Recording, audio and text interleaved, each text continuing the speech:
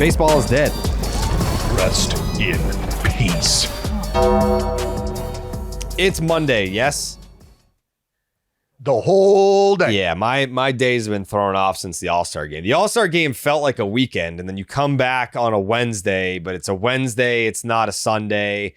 And then I went to New Jersey over the weekend for Zach Bryan, and it's like, so that didn't feel like a weekend to me. I was like, I don't know. I'm all fucked up, Dallas. I'm all fucked up. And you know what? Speaking of how fucked up the universe is right now, can you believe that our very own Justin Havens went down and sat and broke bread with Eric Hosmer? Traitorous, treasonous behavior. My God. On which side? Dude. Treasonous behavior. Crazy. I mean, Jay, well, let's start there. How does the how does this the come to nerd be? world feel? Yeah. How does the nerd world feel about you sitting down with an athlete, Right. with a guy, with a leader, with a player, with a dude? Right. I skimmed I skimmed the responses to the photo, and I would say there was a small percentage of people who used words or sentiments like betrayal and traitor. But the larger percentage of people, no joke, the larger percentage appreciated it for, I think, the callback, the multi-layered reference. I mean, that's a storyline that's been going on for years. Damn near the whole existence of the podcast. Yeah. Like, It's a shame. It's just a shame that they had it in private, Dallas. Like how, like this should have been filmed. This should have been documented. But you know what, Jared? This gave major Trump, Kim Jong-un vibes. I had that tweet. I had that drafted. I was ready to fire that thing off 5 times. I'm going to tell my children that this is actually Trump and Kim Jong-un meeting for the first time. Yeah. There were political references like that. I don't know if it was that one specifically, but there were Stalin references and stuff like that. Yeah. It was people had a good time with it. So you're not. Did you let him know? Did you let him know that I have been defending his presence for the better part of this rift that you have had going on? We didn't spend an enormous amount of time talking about you. Well, not me personally. You know, just that he has been defended. Oh, yeah. No, he, I think, well, I told him this, actually. I told him that when whispers of Eric Hosmer maybe being in the ether started to come around, that I definitely did a search of my old tweets to make sure that that what I remembered talking about was actually what I had been talking about, and kept it more lighthearted and numbers based. And for the most part, that was true. And to his credit, he was very gracious about the back and forth, and he's had fun with it. Over the last couple of months in season, it's been a back and forth as opposed to me lobbing something from thousands of miles away while he's playing big league ball games. So no, it was great. I made sure to pay to establish dominance, of course. Yeah. So alpha. Nice. Yep. So boxed him out real fast on that one.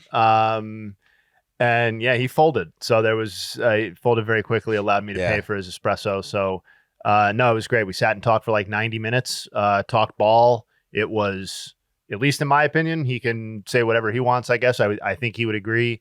It was a much more comfortable conversation and enjoyable ball conversation than I ever would have anticipated having.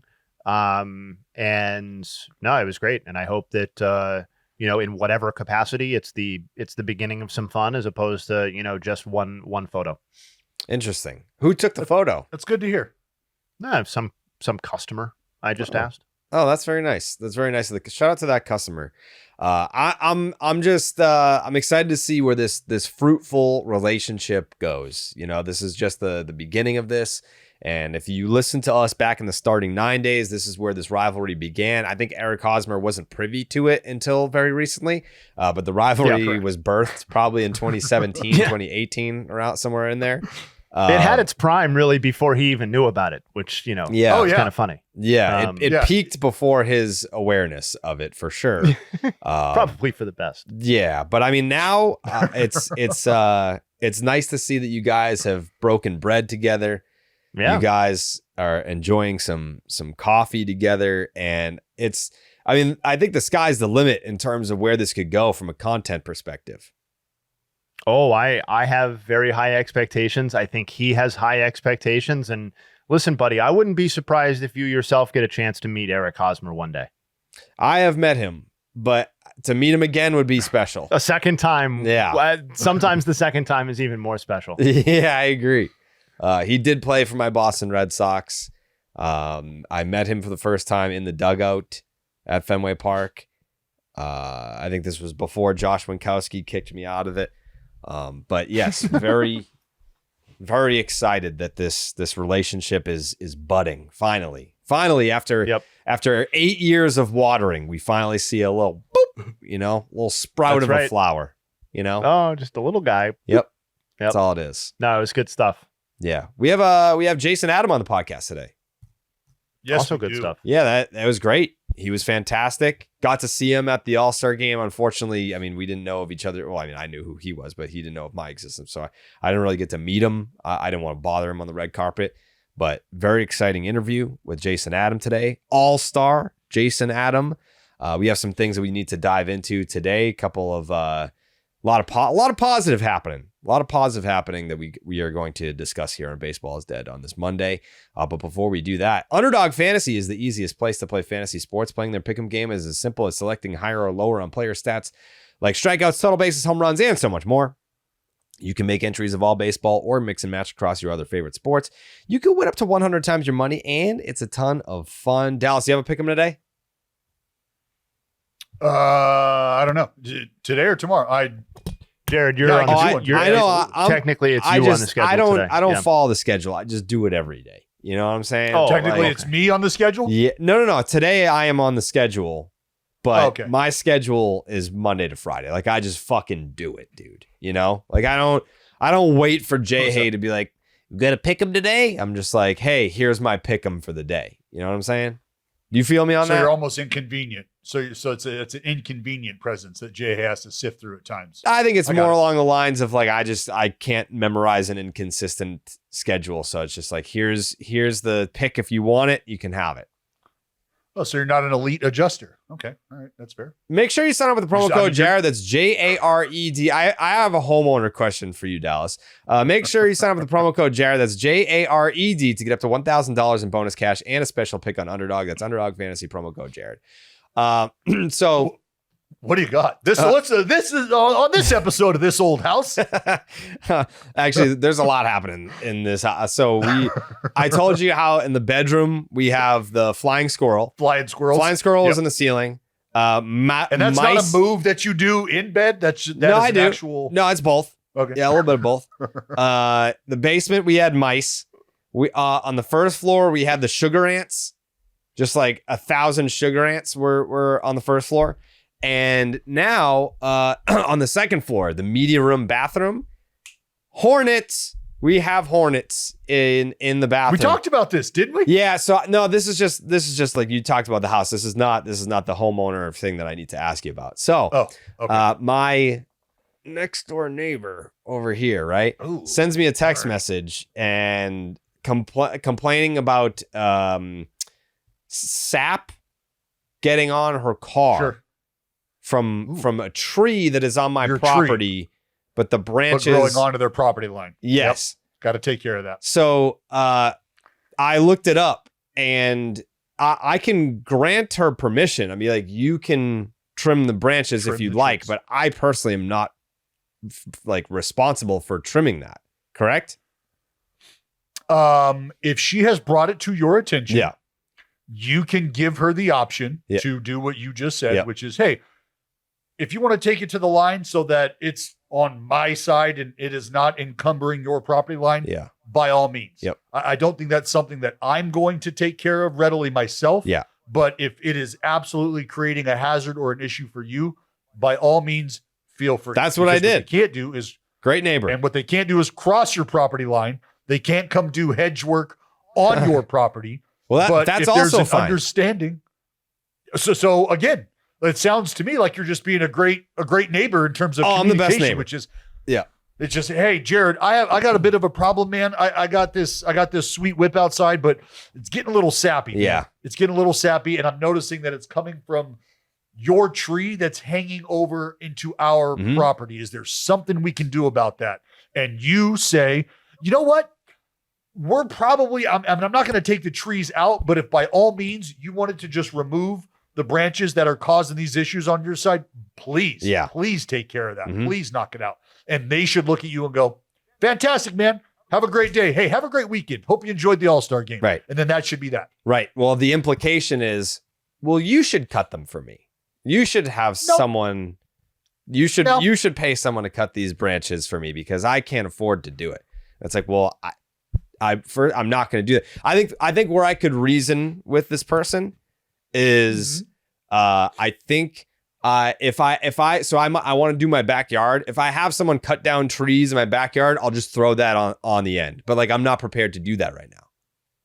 Yeah. And that's again, I'm speaking from a California property law perspective where like if we want to build a fence, I walk over to you and I say to you, hey man, we need a fence. And you're like, yeah, we do. You know what? My cousin Earl can build one and it might take 3 months, but it's only going to be $500. Are you into that? And I go, you know what? I'm not into cousin Earl. I'm not into the 3 months. What I am into is having this done in a timely fashion. So I'm going to foot the bill for this fence and you are on the hook for half of it. Sound good? Oh, you don't like that? Well, sorry, man. There's nothing you can do about that. Yeah. If it were up to me, I would build a dome over my house. It has to be more than a fence. That's one way to go about it. Yeah. I would build a sphere over my house. I immediately threw up fucking 10-foot fences on each side. Bam, bam. And put it like this. One of the neighbors, I said, hey man, I'm actually going to have a fence put in. Everything's great here. Don't want you to have to worry about paying for anything. What I'm actually asking is, would you like your fence covered and flush, or do you want to see the backside of the fence? Giving them an opportunity to choose aesthetically. What would they rather stare at in their own backyard, free of any cost on their end? Because I am going to put up this 10-foot fence. I don't want you to have to pay for that. Right. I'll pay for that. No problem. How do you want it to look on your side? And he was like, you know what, man? Yeah, if you could, I'd like it flush. Sure. Fucking done deal.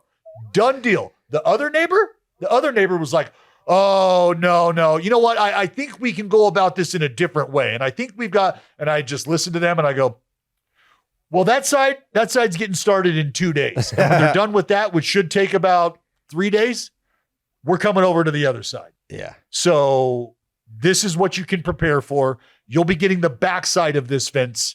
If you have any questions, call me later. Yeah. And then I sent them the bill for half. Oh, wow. Oh, yeah. Your option, man. What kind of neighbor do you want to be? Yeah. Yeah, for me. You had somebody willing to pay for the fence in its entirety, but you wanted to haw around and blah, blah, blah for no reason whatsoever. Wasn't going to cost you money to begin with, but you wanted to be an ass about it and you wanted to have some control over the situation. Instead, you got hit with a half a bill. Wow. Jayhay, do you have nice neighbors? Was a half a bill fence? Yeah, half a bill.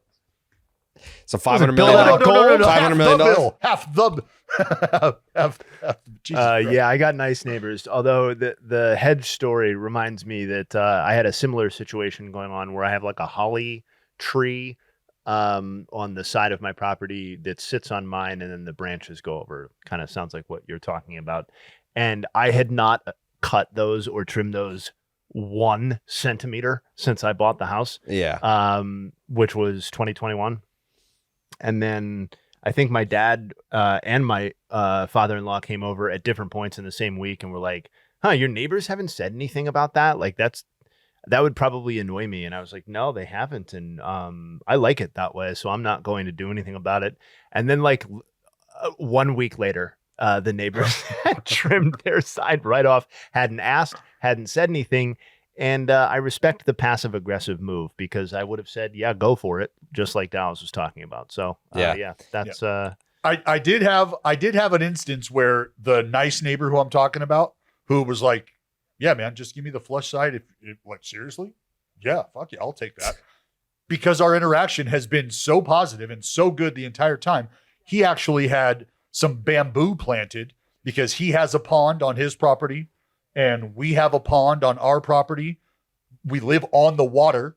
So his bamboo actually started to be, we had a big, huge storm and the bamboo started to spread, and it started to spread under my fence line onto my property. And it started to pop up and ravage a garden area. And so I called him. I was like, hey, buddy, we got some of the bamboo popping up here. I myself have already dug it out. I've had some other guys come over and dig it out. It's starting to pop back up again. What do we got to do here? And he was like, take care of it, man. No problem. Him and his dad tried to dig it out. Couldn't happen. They got somebody to remove the whole fucking thing of bamboo, and we're good to go. Interesting. Like it's really just about being cordial, like being a quality human. Don't be a dick. Don't be an ass. I think it's that easy. Yeah. I think for me, it's just, I just want my privacy. Like I don't, if I go outside, I don't want to be spoken to. Unless, I mean, like if it's like a fan of the show, like that happens almost not every day, but at least once a week. Like if someone's like jogging by or whatever, and they're like, love BID. I'm like, cool, man. Thanks. I'm just trying to get my dog to shit. But like, yeah, I feel like I'm a pretty good neighbor. Do whatever you want to the branches. If it's a hazard to you, cut them however you want. I don't give a fuck. I'm just not fronting the bill for it, I guess. You're not cutting. No. Anyways, the Los Angeles Dodgers. Did you see this Clayton Kershaw clip? We get a couple clips that we have to get to today, but have you seen this? I love it. Clayton Kershaw clip. I fucking love every bit of this from Kersh. So Clayton Kershaw was talking after the Dodgers dropped their 10th out of 12.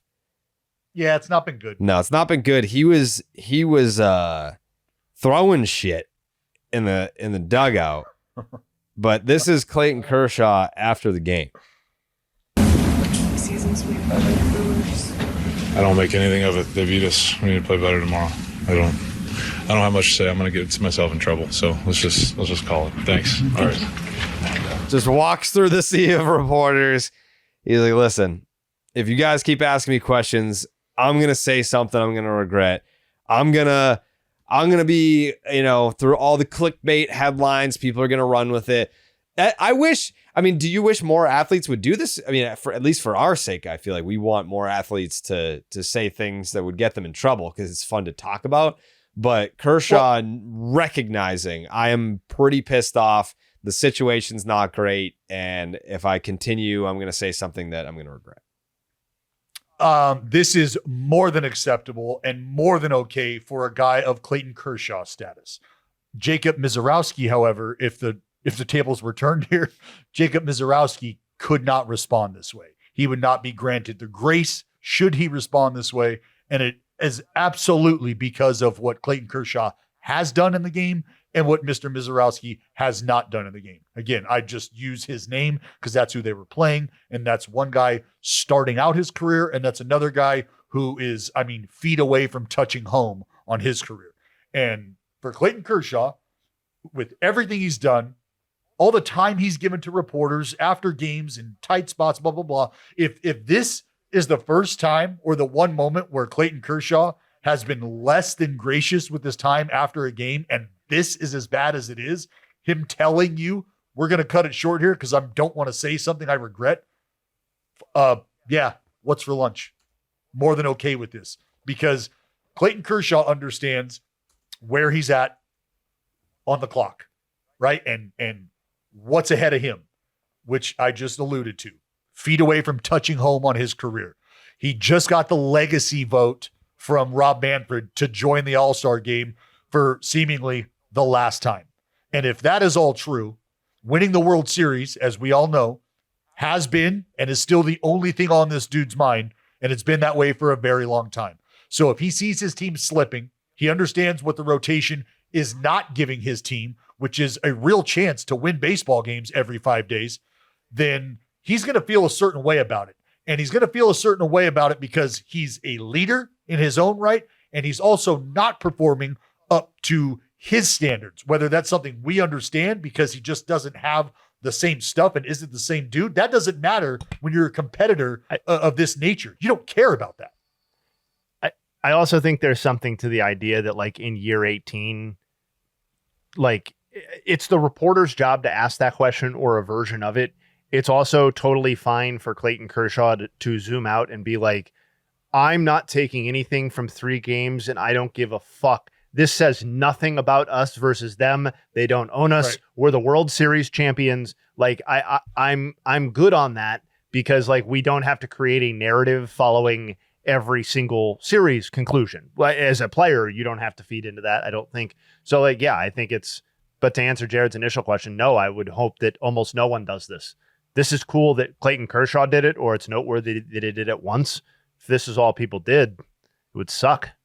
You wouldn't get the good answers, right? Like you wouldn't get the lack of, like, it sounds shitty for me to say that I'm rooting for Clayton Kershaw to make a mistake when he's giving a quote. But there is a part of me as a content person, podcaster, baseball fan that is looking for the most interesting thing that these guys are going to say. And if that is uttered when they are slightly less composed, that's how it works sometimes. Like I'm not looking to say you actively make the guy uncomposed. I'm just saying like I nobody wants this on a regular level, but to every point you guys just made, he has more than enough equity in the game to be able to do it now.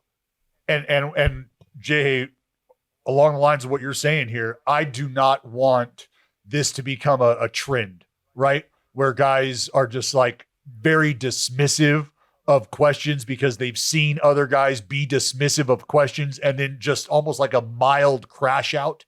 You know what I mean? Like, oh, you know what? No, I'm done.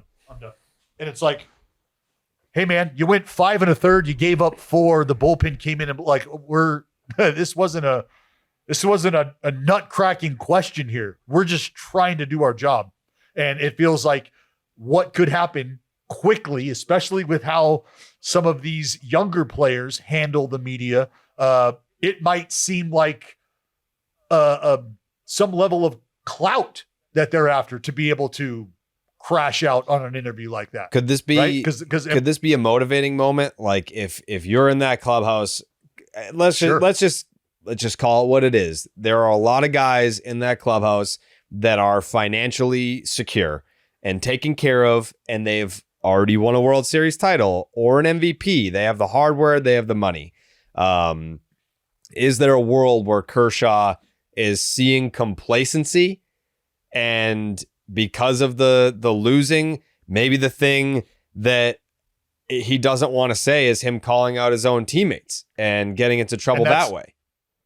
And that is more than a viable option, because how else do you, if you're Kershaw and you're not somebody who's going to call the team up, and the reason why that might fall, and I'm not saying that it would fall on deaf ears, because I'll tell you this right now, if you're wearing a Dodger uniform and Clayton Kershaw is opening his mouth, you should be shutting yours, especially if you're a pitcher, and you should just be listening to whatever the fuck he has to say. That simple, period.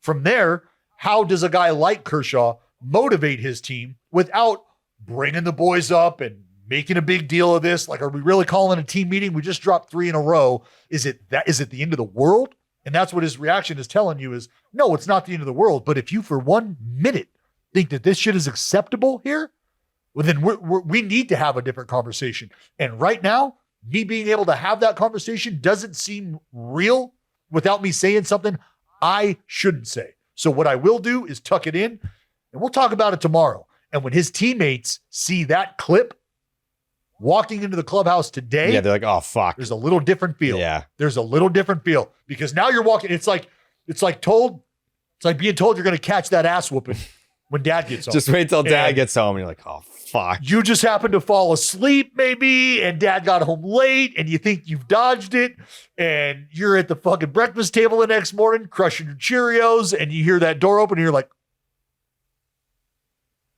you think he's going to remember? Are we past that? Like, am I sitting on this new newspaper for no reason? Or like, should I brace for impact here? And that's where Kershaw walks in, takes care of business, is on schedule like he has been every day for 18 years, and you realize, all right, time to go to work. It's the second half. The clock is ticking. And if we're going to be this big, bad blue dynamo, well, we got to figure our shit out. Yeah, I think you made the point too about, I think it was like the work stoppage when you had those guys speaking up, certain guys are speaking up. It's like when this guy doesn't say much, but when he speaks up, you better shut the fuck up and listen. Kershaw is pretty high up on that list in terms of that. So yes, credit to him. But the Brewers, this is all right. So let's not talk about, because I think Brewers fans are going to lose their fucking minds if they're like, really? Like we sweep the Dodgers and that's a Dodger conversation, not a Brewers conversation. The Milwaukee Brewers are the hottest team in baseball now after the Red Sox finally had their 10-game winning streak come to an end to start the second half. The Milwaukee Brewers are amidst one of their own. They have won 10 straight ball games, and the competition that they're doing it against, very commendable. They've swept the Los Angeles Dodgers. They are now in a first place tie with the Chicago Cubs atop the NL Central. What have they won? 10 straight? 10 straight. 9 straight. 10. 10 straight. 10. They're 59 and 40. The Cubs are 59 and 40. They are in a deadlock. And this is not like, this is no disrespect to the Toronto Blue Jays, but like the Toronto Blue Jays went on their 10-game winning streak and they surpassed the Yankees. The Yankees had over a plus 100 run differential. The Blue Jays barely had a positive run differential when they did this. To their credit, Blue Jays still in first place in the AL East after doing that. But over here in the NL Central, the Milwaukee Brewers have caught the Chicago Cubs. The Brewers have a plus 85 run differential to the Cubs plus 123. And we've all seen the statistics. The Chicago Cubs, from an offensive standpoint, their runs per game is the best that it's been in franchise history since like 1935 or 1936, whatever it is. It's the mid 30s, what they're doing offensively, that scoring like, 5.5 runs per game or whereabouts. This is a very good Chicago Cubs team that just got caught by a very good Milwaukee Brewers team. And I know that people like that's like the thing people are saying about the Brewers. Oh, the Brewers but they're boring. They're boring. What if Mizorowski coming up makes them immediately not boring? And what they do at the trade deadline. I think that this is a team that, they're a bopper away. Like, I know that everyone has Suarez going to the Yankees. They're a bopper away from being taken very, very seriously if they're not already being taken seriously. Well, they're pitching their ass off. Yeah. And that's why I think when you think about what they can do, how they could supplement this team, offense is something that comes to mind because, running through their starters, you know what? Fuck it. I'll look it up. Because I was thinking how many guys have they had start ball games for them? Like 9 different guys, 9 or 10 guys. And out of those guys who have started baseball games, I think there's one player who has like an ERA north of 4. Everybody else is a sub 4, some sub 3. Shout out Freddie. As a staff, they are 6th in baseball in ERA as a starting staff, 3.42, 3.42, I think.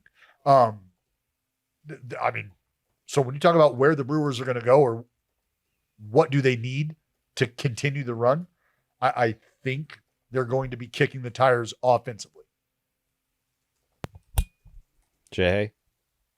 I just to piggyback off the starting rotation thing, it's fashionable to say it now, of course, because they've won 10 straight and are tied for the division lead. But I think this is the most viable Milwaukee Brewers team in terms of the potential for a sustained postseason run if they get in, since the era of like when Woodruff and Burns and Peralta were kind of all clicking simultaneously, which was obviously not a long period. And I think in some ways it's maybe more viable than that because the offense feels a little bit more dynamic or interesting than it did for parts of those teams, at least kind of anecdotally. But you really can't say enough about the starting pitching. And, I know Dallas hit the stats, so I'm not going to belabor some of that stuff, but the way that these guys were acquired, I think, is also extremely interesting, because this isn't just a wave of like, obviously Mizorowski is the sexy prospect, but like there's a different way kind of that each of these guys was acquired. Like Priester, maybe it's a sensitive subject for you, maybe it's not, but like that the Red Sox more or less gave this guy away, and that he's then proceeded to 2.52 ERA since May 7th, after a little bit of an inconsistent start with the Brewers, and another dynamic start over the weekend. I mean, he's been a revelation, and in different ways, like, Brandon Woodruff was like a long-term play that they signed when he was not able to pitch at all. You know what I mean? And they are bearing the fruits of that now that he's back on the mound. And in a lot of ways, I think a guy that maybe me, thought had maxed out what he was capable of delivering is in Freddie Peralta, maybe delivering his best season yet, and his first All-Star appearance certainly in a couple of years. But he looks like he's going to zoom past that season in terms of bulk, assuming he stays healthy, and deliver the best season of his career. And I think it matches up very well with the swing and miss that they have in this rotation now. To me, matches up very well in a short postseason series with all the other things that they do well on the base paths and defensively and stuff like that. I spent this morning kind of going through different videos, articles of players that could be moved and where the best fit for said players are. Not a lot of love for the Brewers on any of these lists. So if it were up to you, Jayhay, and you were writing the article of trade targets and where you could see them going, is there a player that you think is a perfect fit for the Brewers somewhere? I actually think they're a little bit of a difficult team to upgrade, and I don't know whether the authors of the pieces you were looking at were factoring in similarly, but there are positions offensively, because I think the pitching side, answering they need bullpen help. Yeah, but that's not an interesting answer. No. Okay, so yeah, they could go out and get Emmanuel Clase, I guess. They could go out and get Cade Smith. They could go out and get a back-end arm that is actively being shopped, or that has some level of prove it to them. I don't see anything in the Brewers' track record that they are going to trade for a brand name relief pitcher at brand name relief pitcher prices, given their ability to kind of generate these sorts of people. And I would have said offensive too. And I think in previous versions of this conversation, I feel like you have asked me this before, and I want to say I said first base. And they went out and got Andrew Vaughn, who was obviously a washout from Chicago, maybe all-time bust is a little strong, but kind of where he was drafted, and certainly an all-time bust for the White Sox. And he's done nothing but post a 391 batting average with a 1,200 plus OPS and 30 plate appearances with the Brewers. And I believe they have not lost since he joined the team. So do I think Andrew Vaughn is cured? No, but I also think that when you factor in just how the Brewers behave, it's more likely than not that it plays out the way that you're finding in your pursuits, which is that I think they tinker on the margins rather than go and get, the Eugenio Suarez or a Jarren Duran or a Stephen Kwan or whoever you think the best semi-readily available position player is out there. Dallas, do you see someone that is, in your mind, a perfect fit for the Brewers? No, I mean, my brain always shifts towards, and Jay said it is an unattractive answer, but we just had a guy on the podcast who we understand how important he is to any future success that the San Diego Padres might have. And he's in the bullpen. And I think, and I hate to throw this name out there because he's in my backyard, but Michael Kelly. Michael Kelly is a guy who has been throwing the piss out of the baseball and is a very, very good back into the bullpen option if you are looking to help sort of sturdy that group. I mean, from an offensive perspective, I think it's really just about, what sort of fit they're looking for. we know that power is a premium. I think it's still just a matter of what are the Brewers willing to part ways with as far as resources are concerned. And to Jay's point, it just doesn't feel like they've ever been in a position where they have said, you know what? Here's our chips. We're going all in on this guy, or we found this area of need and we will be addressing it in this fashion. Outside of like CeCe 15 years ago, like what's happened? Which is like 3 regimes ago, and I believe was Doug Melvin, right? So like not even different planet. Completely. I just, and the other complicating factor here, and we're getting a little bit in the weeds, is like if you look at it positionally, offensively, what is the worst performing position or the player who's performing the worst that's like getting regular time in their lineup? It's shortstop, it's Joey Ortiz, right? And he's a baller. Right. So he was encouraging last year. He has been terrible when he's played this year. But if you're doing that, to what extent are you pulling the plug on the main return? Certainly one of the primary pieces. Was there something else in the Corbin Burnes deal, or was it literally just Joey Ortiz? I'm trying to remember now. But I mean, he was the headline.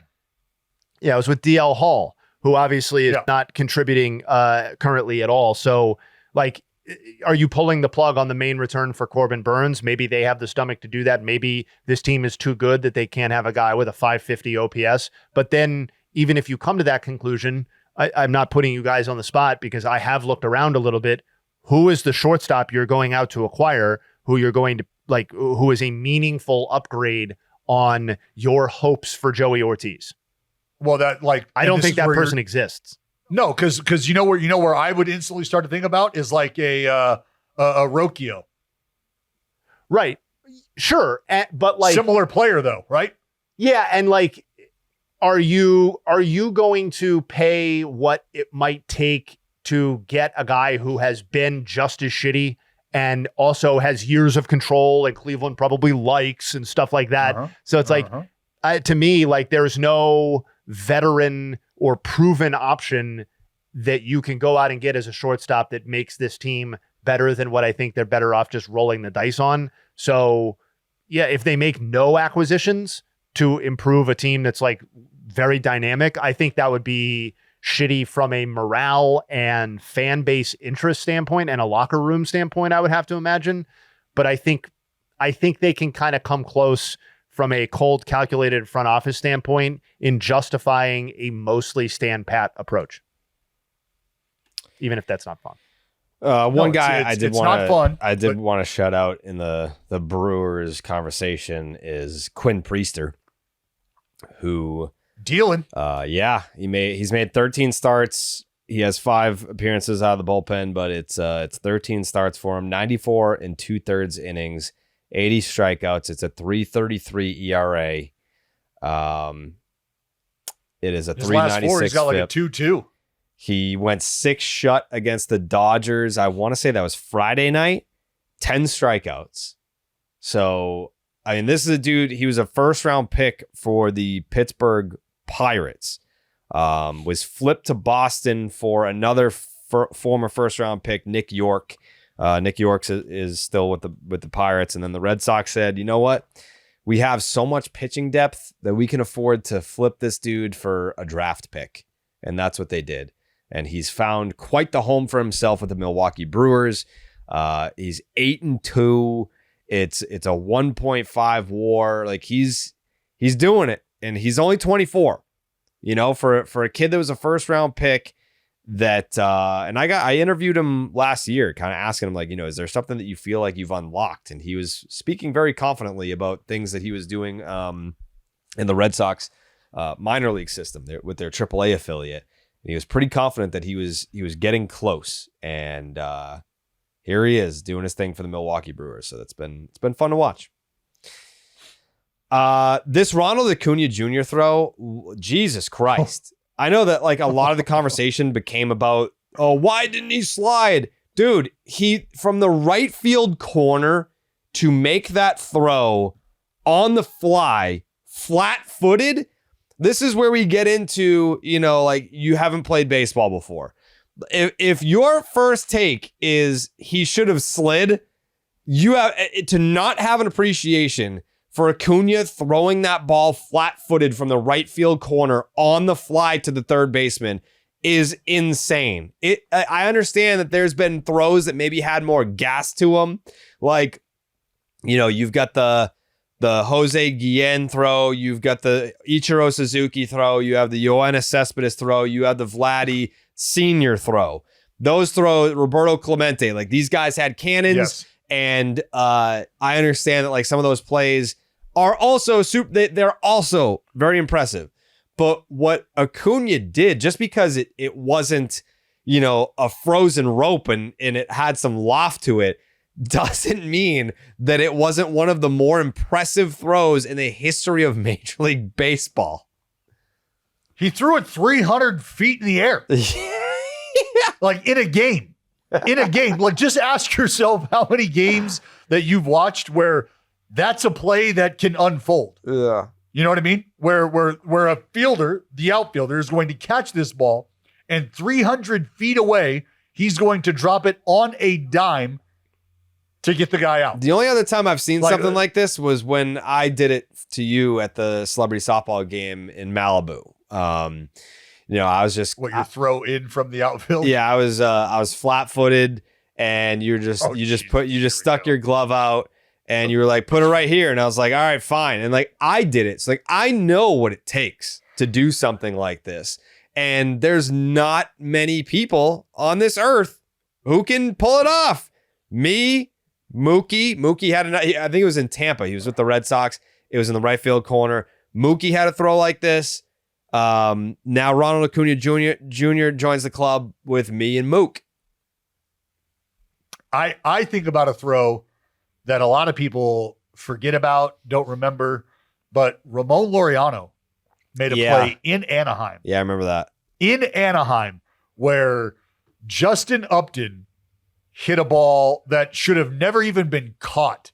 And I believe, who was running? I believe Eric Young. Eric Young Jr. was running. And he caught a ball. If you're listening to this podcast right now, look up the Laureano throw in Anaheim. And he caught a ball and then, caught it, turned, and threw a fucking strike on a line to Mark Canha at first base, who was standing there and just fucking boop. And I was in the dugout, or I was right in the camera well next to it. And the ball got I stood up because I was like, oh, fuck, here we go. Double, EY can scoot. This is going to be a close play at home. And instead, Laureano caught the fucking thing and then turned around and heaved it. And I just, as he caught it, my hands go to my head, and then he let the ball go. And my hands go up in the air, and I'm just watching this ball sail through the night sky. And then Mark Canha just, doop. And I was like, that's the greatest play I've ever seen in my life. Right in front of me. I was fucking floored. And it was because of just the arm, the distance, the accuracy, just all of it. And for Ronnie, I swear to God, I watched this highlight and it took me 5 times, and I may or may not have had my mind right, but it took me 5 times to realize that this wasn't like him catching a fucking ricochet off the wall or the foul pole and dicking around. Because the first time I was like, so what? He caught this ball off the foul pole as a homer and he threw it. What's happening? Why'd he catch it like that? Oh, he's just fucking boop, boop. There it goes. And that ball's hit in the air, left center field. Laureano on the run, and he makes the catch. They got a chance to double up Young, and the throw is in time, and he got it. Unbelievable. Oh, my God. That throw Oh, my God. to Canha, it wasn't from the cutoff, man. That's unbelievable. It was from Laureano. The catch alone was enough. But to finish it off with a double play, and oh, by the way, here we go. Yeah!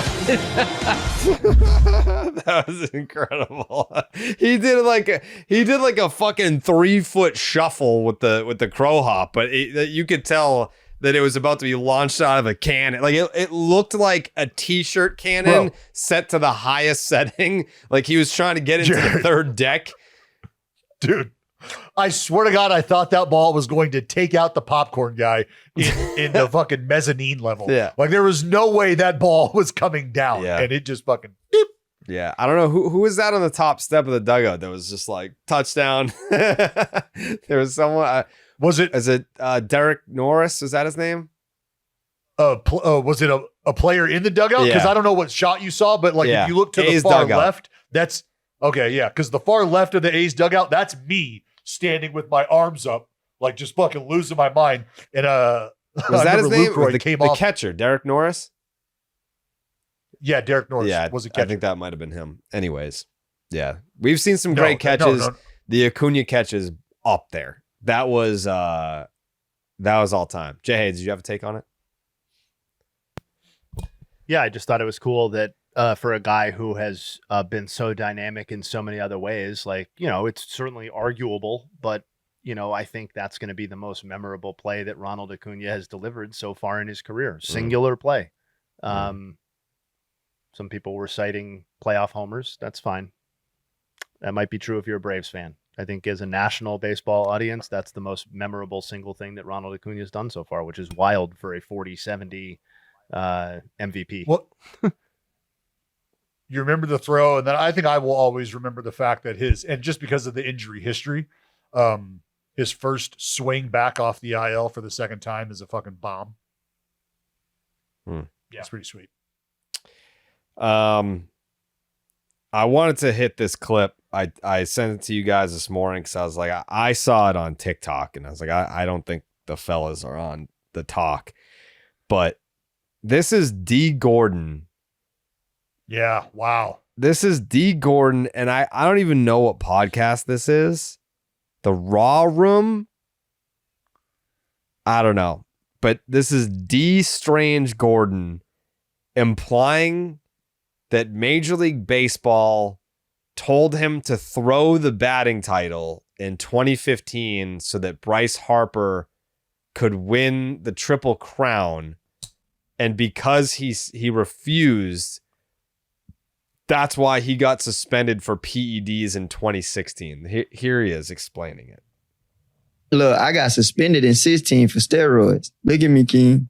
It look like I took steroids before. Ain't no way. Okay. Right, I'm about to say, ain't 165. Ain't no way. He said 165. Let me tell y'all, I ain't gonna say no name or nothing, but let me just put it like this.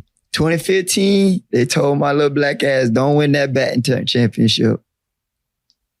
And I said, y'all got me fucked up. Damn, so you went out there and said, fuck it, I'm gonna go get this little championship, this trophy. And they said, don't do it. Was it like a money thing for them? Nah, it was a guy. I ain't gonna say his name. He would have won Triple Crown if I let him win the batting title. The last day of the season, I beat him for the batting title.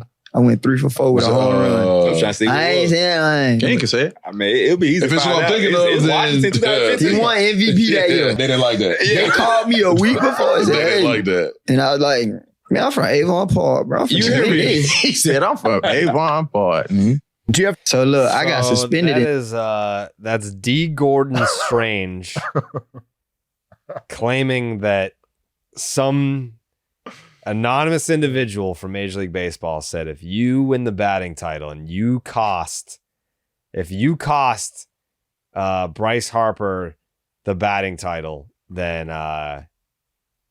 bad things are going to happen. By the way, I don't know if D. Gordon knows what the Triple Crown is, but Bryce Harper in 2015, I want to say he didn't even drive in 100 runs that year. In 2015, he drove in 99 runs, and Nolan Arenado drove in 130. So it would have taken quite the push at the end there for him to get the Triple Crown. It's a hell of a last day. Yeah. Like, I think it would have taken quite the performance in his final game for him to have won the Triple Crown, just needing the RBI. Never mind the batting average. What are we talking about? Can we just rewind a little bit to D not wanting to name names, but he's like, look, I'm not naming names. Triple Crown. Guy was up for the Triple Crown. And I'm not one to name names here. MVP. Won the MVP. All right. Won the MVP. Won the MVP in 2015. Names, I'm not naming names, though. when I first saw the clip, that's what I was laughing at. Was like, Man, I don't know. You're doing a great job of not naming names, how you don't want to name a name. You have created a list, you have shortened the list, and you have circled names on that list. So it's not going to be a tough dig here for people to find out who you are indeed in talking about. But yeah, I think this is, what route do you go? What do you say here? I think the route you go is I'm sure like maybe someone in passing said this jokingly, or like, it's just one of those things that it didn't make sense in the moment, but you cling to it and you hang on to it and you keep telling the story as fact for 10 years. And then you get to the point where you say it in front of a live microphone and other people hear this story. And you're like, wait a second, that makes absolutely no sense. And it's also like, no one cared or remembered that Dee Gordon tested positive for PEDs 10 years ago. But now that you're talking about it and trying to defend it with a conspiracy theory that quite literally makes no sense, now, like it's not, I mean this with no disrespect. He won his batting title, but I don't think he had a legacy that he had to protect or that was tarnished that would prevent him from opportunities in the future or anything like that. Now, after this comes out, it's like, oh, you're either a liar or you're just kind of stupid if you think that people would believe the league prevented you from stopping Bryce Harper's Triple Crown when he was 31 RBI away from Nolan Arenado. Like, the theory doesn't make any sense. Yeah, no. And yeah. That's why, like, that's why I say there's so many different ways you could go, but where, like, the logical brain has a tough time finding somewhere to start. And put it this way, this would make so much more sense if he lost the batting title. If he was like, the league was out to get me, the league was instructing managers to have their pitchers pitch around me so that I didn't win because they wanted Bryce. It's like, he still won the batting title. So, well, the question, look, all bullshit aside, like, straight up, all bullshit aside, the next follow-up question, which I think you would already know the answer to based on how he started this conversation, is, well, I'm not naming names. Okay, well, D, you've just implicated and insinuated some pretty strong shit here, man. Like, you're talking about Major League Baseball asking you to not perform so that they could pedestalize one of the game's stars. And I understand that you would feel a certain way about that. So just diving a little deeper here, you care to tell me who that was or what role they played in Major League Baseball? Because you've said that Major League Baseball did this. So who was this? Was this an employee that you saw at the ballpark? Was this somebody that you saw in New York when you were touring the umpire's replay room? Like, what happened? What happened? And that's where you would get, look, I'm not naming any names. And then that's, like I said, the logical brain immediately just goes, okay, so then I can't listen to this because all you're willing to do is say that much and then not put a name to it. So and again, with all these other supporting facts that we have, the fact that there is not a gap, but a chasm between you and the RBI, like, no, man. No, sorry. Yeah. Very odd to try and say that there was some conspiracy that you took PEDs and the league was out to get you for messing up on, I don't know. Well, and the whole argument, like the whole PED thing, like, look, I understand that we're at a point now, aren't we, where we understand that the idea of performance enhancing drugs aren't to turn 160-pound Dee Gordon into a 225-pound Dee Gordon, that there is rest and recovery methods that are applicable to a performance enhancing drug cycle that might never ever yield those physical attributes. Look at all the track stars. Notice all the track stars that tested positive for steroids. They're not like huge Brock Lesnar looking athletes. Like it's for but they are speed, absolutely fucking chiseled. Yeah. They're And so where would Dee Gordon fall in? Well, it's also been 10 years. The explosive. Like, oh, I'm looking at how skinny I am. It's like, yeah, like it was 10 years ago. Yeah, you give those guys 3 weeks after coming off a cycle and things look a little different. Yeah.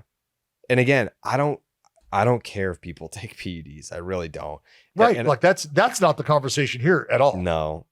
And like I said earlier, it's not the fact that he took PEDs is not like, if he wanted to go into media, no one's going to be like, oh, you took PEDs. We don't stand by that. It's like, there's people that have done much worse that are just getting jobs life after professional careers. It's almost a precursor now. Have you tried to sue the league? Right. Have you done PEDs? Right. You are the perfect fit for us. Yep. Is there anyone in particular that you're talking about, Dallas? I'm not naming names. I'm not naming names here. But if you want to, he sued the league, tried to sue the league. But I'm not naming 696 home runs, I'm not naming names. Mm-hmm.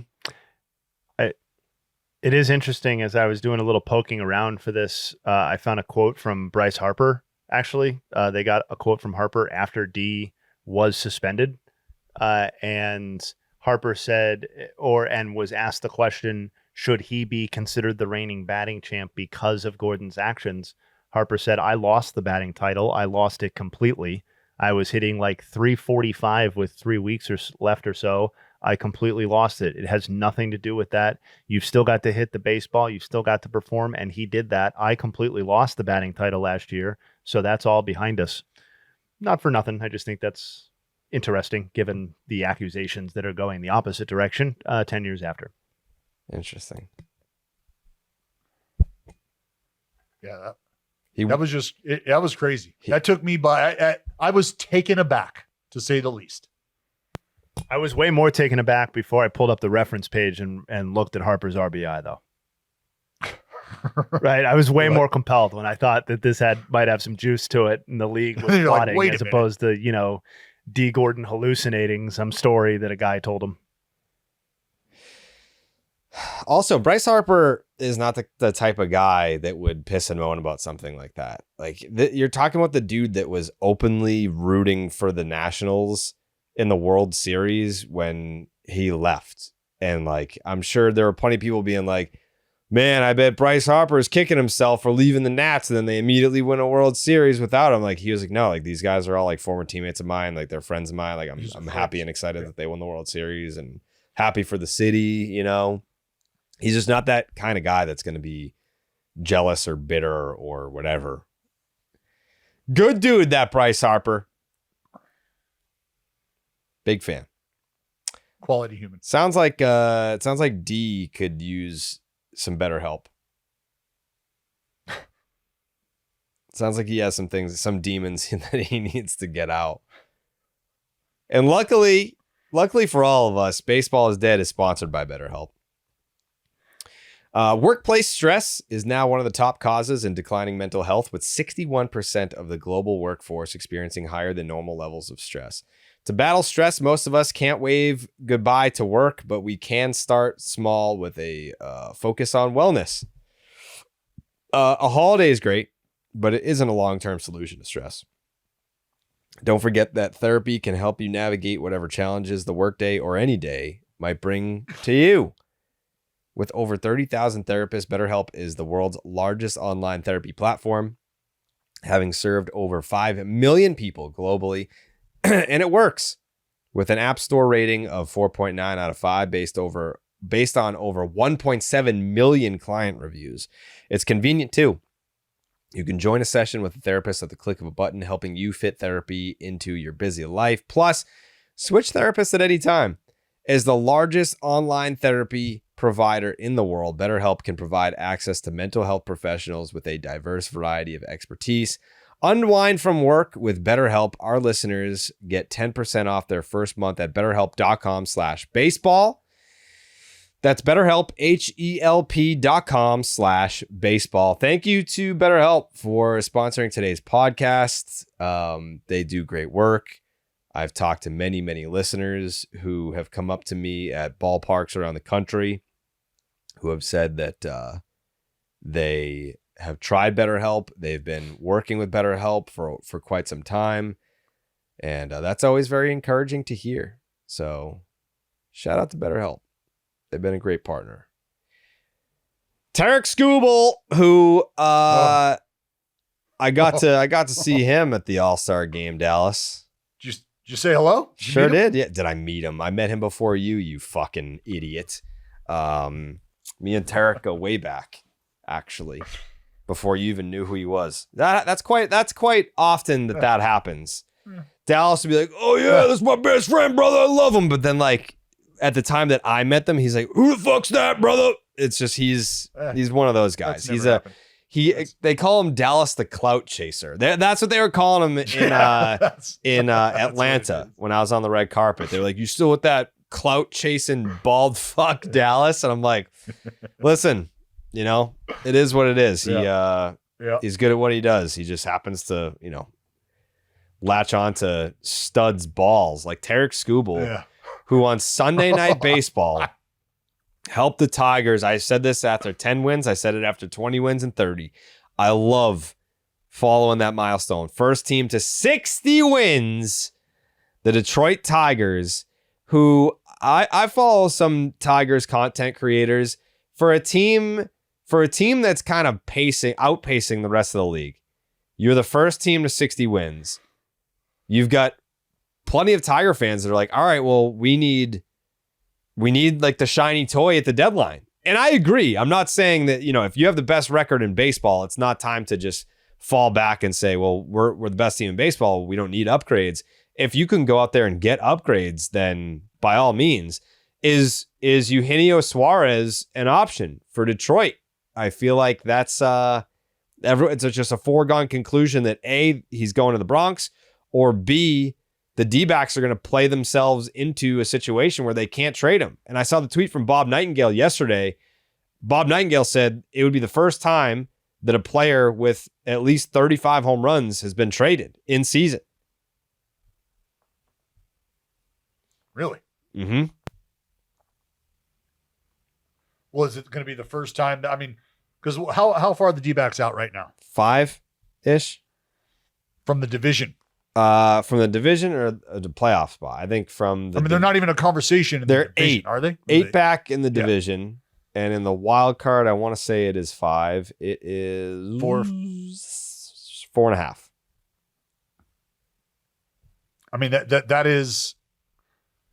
That is the worst. It almost feels like that's the worst case scenario for Diamondbacks fans.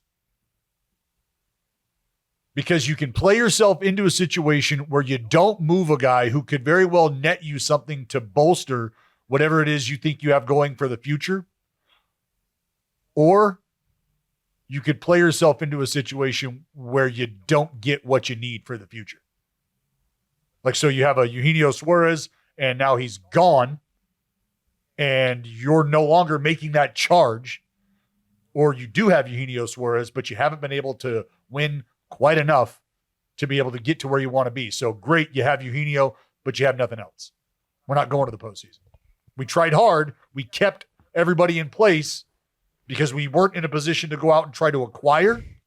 So we felt like we could play the hand that we had, but in turn, we ended up dealing ourselves a losing hand.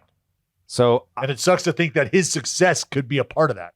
It's a very interesting. The D-backs might be the most intriguing deadline team because I've seen Mike Hazen talk about this, the general manager, who has tree trunk massive quads, by the way. I don't know if you've seen Mike Hazen's legs, but they are very impressive. Mike Hazen saying, we've received a lot of calls. We've received a lot of interest.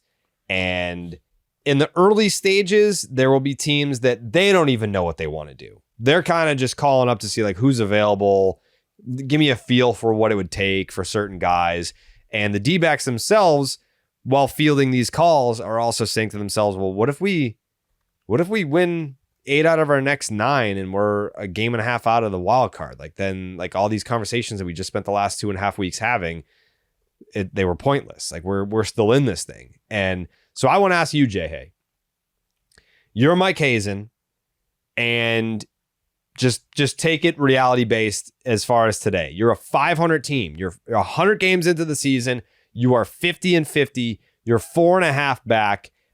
You need to leapfrog 1, 2, 3, 4 teams to get into a playoff spot. How are you feeling about your approach? Are you buying? Are you saying there's no move or series of like what we could get for Suarez is too juicy to turn down for what the circumstances are that lie ahead of us? That's where I'm at. That just for all intents and purposes, I am saying I don't know what I can get for Suarez, but I know it's a lot, and we're 50-50. Corbin Burns is toast. So even if we do get in, it's an uphill battle. I'm probably too enticed by what I can get for Suarez. Where are you at? I think that's where I fall as well. It's a contract year for Suarez, which I believe you guys said, but I just wanted to hammer that home. So he is a free agent at the end of the year. You are literally talking about 2 months of his time. And I know that it's a very exciting time in the Eugenio Suarez business right now with all the homers, but they do have one of their top, if not their very top prospect in Jordan Lawler, who's playing very well at AAA and has been waiting for his opportunity, waiting for consistent time, can immediately take over at third base if they were to move Suarez. And I think to a lot of the points you guys said, this is a retool for the D-backs. This isn't a tear down. I don't think they need to sell every piece that isn't nailed down on a long-term deal here. I think they can continue to try to be successful and maybe make a push for the wild card even without Suarez. But I think to Jared's point about it, he's probably the best or the most desirable or one of the 2 or 3 most desirable position players available on the market that should yield enough to warrant being willing to trade him with 20% playoff odds, having to leapfrog the teams that you have to leapfrog. And in my opinion, the teams that currently hold those spots that you want, forget about the teams that you have to leapfrog. The teams that hold the spots are better than you. And putting aside the Giants, the Reds, and the Cardinals. So I think it's a tall task, and I think it's one that you can do a little bit of everything, and I think a little bit of sell would be good with Suarez. Yeah, and if you have the rookie Lawler waiting in the wings, then why not at this point? Because I think that their problems are significantly greater than just finding another piece to supplement them offensively. They need a lot of help in the rotation. They need help. It's that simple. And so if this is about you being able to identify some guys that you might be able to plug in the near future on that side of the ball, understanding what you do have coming offensively, you have to listen. You have to listen. But this is why I always remind folks that part of the approach here, if we're talking about the business perspective, is what does a trip to the wild card mean to a team financially? Is that something that they care about? And do you feel like you have the pieces in place right now? Should you play a brand of baseball that has you maybe outperforming your original second half expectations? Do you have it in you to get to the wild card as we sit today? And I think that's a question that a lot of teams start to ask themselves as the clock ticks down on the deadline is, who are we right now? Who do we have ahead of us? And do we feel like we can withstand whichever, a wave of losses coming our way? I think you almost have to brace for losing 6 out of 7 ball games in a row to have a feel for where you're at confidence-wise in your club. Like, do the Diamondbacks feel that they can sustain another losing 6 out of 7 type of streak and still be able to make it into the wild card? Because if they do, then you probably don't move much at all. But if you don't, and you are really trying to get to the wild card, well, then maybe you start to listen. Maybe you start to entertain some of those potential moves. I just think that there's a lot more help in place on the mound than they're going to be able to go get from a potential partner. Well, we've put it off long enough, Dallas. We've put it off long enough. It's time to congratulate Justin Havens on another jersey. Another jersey on the mantle. For this guy, he's got trophies on the mantle. He's got jerseys on the mantle. All this guy does is win. He wins the drafts. He wins the jersey bets. He wins the awards, the Telly Awards. What doesn't this man win. It's crazy. Jayhay, take me through your thought process on just another convincing win from a jersey bet with Dallas.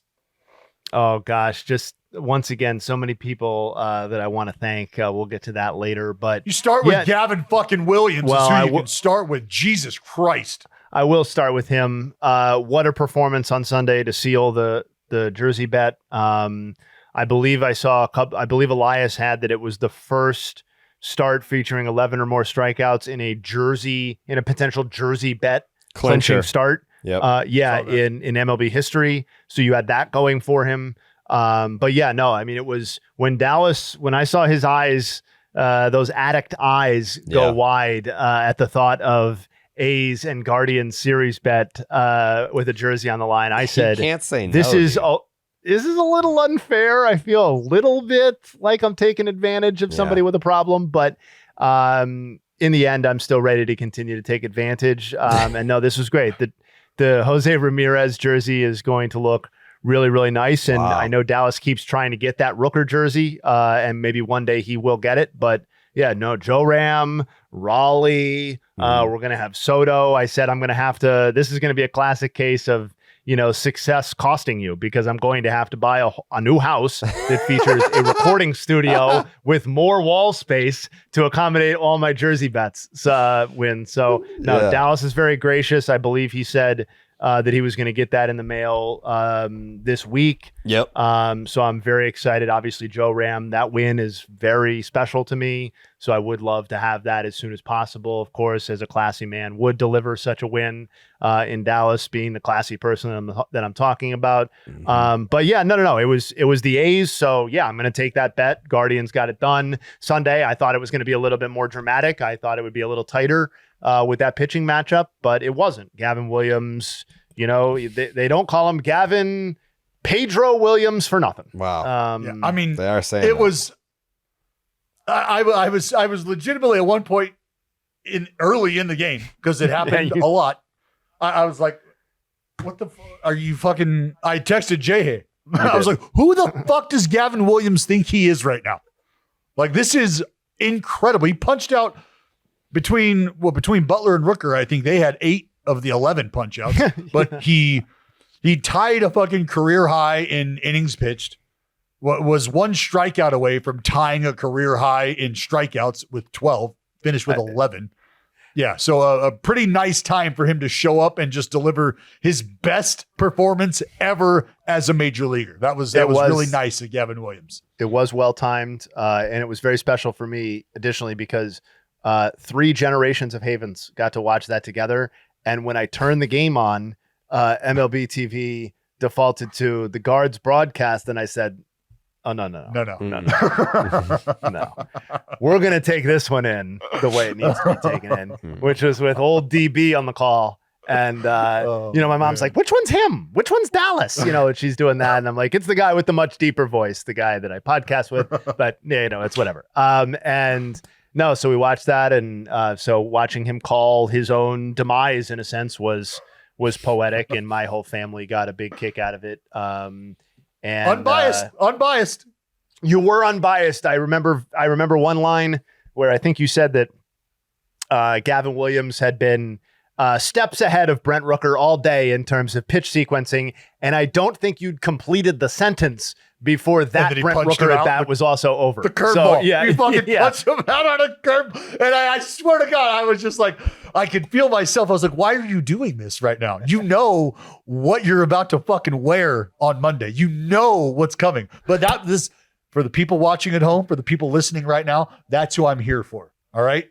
It's me and Ray Zielinski. I make car parts for the American working man because that's who I am. And that's who I care about, all right? I give you unbiased baseball commentary because that's who I am, and that's who I care about, an unbiased baseball fan. Did he make any reference to the jersey bet on the broadcast, Jayhay? Not that I heard. If you did, I missed it. I did not. It's fucking sore loser, this guy. And I blame Jayhay because Jayhay, I'll be honest, man. If we were living together in a drugged in and you were someone who was starting to see the light at the end of the tunnel and you come in to gather the rest of your belongings because you've decided to make a change in your life. You see me in the corner all tied off with a fucking spoon and a lighter, and you walk over and you're like, Dallas, there's a better way to go about this, man. And all you do is pull out a clean spoon and hand that to me and take the dirty spoon. Like that's basically what you're doing at this point with the jersey bets. So, I mean, you're to blame for this. It's too bad, man. It's really too bad. Congrats to Jayhay. Congrats to Jayhay. Also, congrats to Jason Adam on his All-Star selection this year. Yeah, I feel like it's an appropriate time to hear from him. So without further ado, our conversation with Jason Adam. All right, we are here with brand new All-Star. Actually, I have a nickname for you. I don't know if you've ever heard. Breaking Ball Jesus. Jason Adam is with us today. I started calling you Breaking Ball Jesus in the Tampa days, just because it was unlike anything I had ever seen before, and it seemed so effortless and seamless. And then before you came on, I was talking to Dallas. We were looking at like the pitch usage of everything, and your slider is your most used pitch. Yeah. Like growing up, how like between the adult, first of all, congratulations on the All-Star appearance. But the adult version and the child version of being a pitcher, are you just used to being a breaking ball first pitch usage guy now? Like how odd is that coming from, like, you know, when you're a kid, it's like, yeah, I'm going to throw you a ton of fastballs, and then when there's 2 strikes, I'm going to break you off a curveball. Like that's what I do. Yeah, it's backwards now. It's I mean, yeah, as a kid, like you said, you just throw fastballs until it looks like they can maybe hit it, and then you bounce a curveball. Yeah. But, yeah, and it's just slow. It's evolved over the years, you know, and it's I don't really know what to say about it. I don't think too much, but the catchers keep calling it, so I just keep throwing it. Well, that's my question. Is at what point were you like, you know what? Fuck the heater. Because I know what goes on in that room in Tampa. You know, and I know what goes on in that room. I know what kind of information is passed along and what is stressed to you. But at some point in time, you have to buy into it as well. So was there that like come to Breaking Ball Jesus moment where you're like, you know what? Bang the heater. We're spinning this bitch. Yeah, it became, when I first went to Tampa, it was I only had 3 pitches at the time. So it said they're like, just throw each pitch a third of the time. The fastball, the changeup, the slider. And I was like, well, that seems pretty easy to do, you know? And they're like, we don't really care about the scouting report that much. We don't care. They're like, just mix it up and be random. And I was like, well, that I can remember. I can retain that, and I can do that. And then this year, it got more exaggerated this year because I couldn't figure out how to throw my fastball hard at the beginning of the year. So I was like, I'm just going to keep ripping the ones that move. And then, and now I'm sure, I think the fastball will trend back up a little bit towards the end of the season, but it's not going over 33%, you know, certainly not. Sure. It's your age 33 season. You're not a closer. How do you describe the emotion of, holy shit, like I had such a standout year as a reliever, like a back end guy, that I'm getting the nod to the All-Star game? Like, are you having such a good year that you're thinking like, I expect this, like this is coming, like look at what I'm doing? Or is it like, wow, like given the circumstances, this is very surprising to me? Yeah, I was surprised. I knew it was like somewhat on the table as a possibility, but no, I was not expecting it. I mean, there's been other years. I've had better first halves and not got it. So I just kind of had surrendered. Like, you know what? I may get to be an all-star someday. I may not. I'm just going to keep trying to pitch and trick them into another year of employment as long as I can because I love playing. So, you know, it was on my mind a little bit, but not. I did not expect it by any means. Before we move on from the All-Star stuff, I saw a story that said you were in church when you got the call, but thought you were getting a call about something else. Can you walk us through that? Yeah. So I knew it was the day that they were announcing like All-Stars. So I didn't say anything because I really wasn't expecting it, but we're in church, just standing there, and I feel my phone vibrate. I'm like, oh, it's Shilty. So I showed my wife. I was like, hey, Shilty's calling. And she was like, "Oh my gosh!" She's like, "You got to go call him back." She's like, "We're getting traded," and I was like, "Well, I don't want to say no just in case you're right. Let me go call him, and I'll be right back."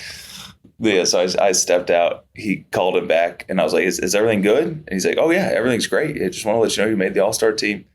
So, which was a hilarious way to find. So I went in, and I walked back in. I look at my wife, and she's got like this most concerned look on her face because she's fallen in love with like the people of San Diego. Obviously like living in San Diego. She's like, "No, I don't want to move again." And I was like, "No, we're good.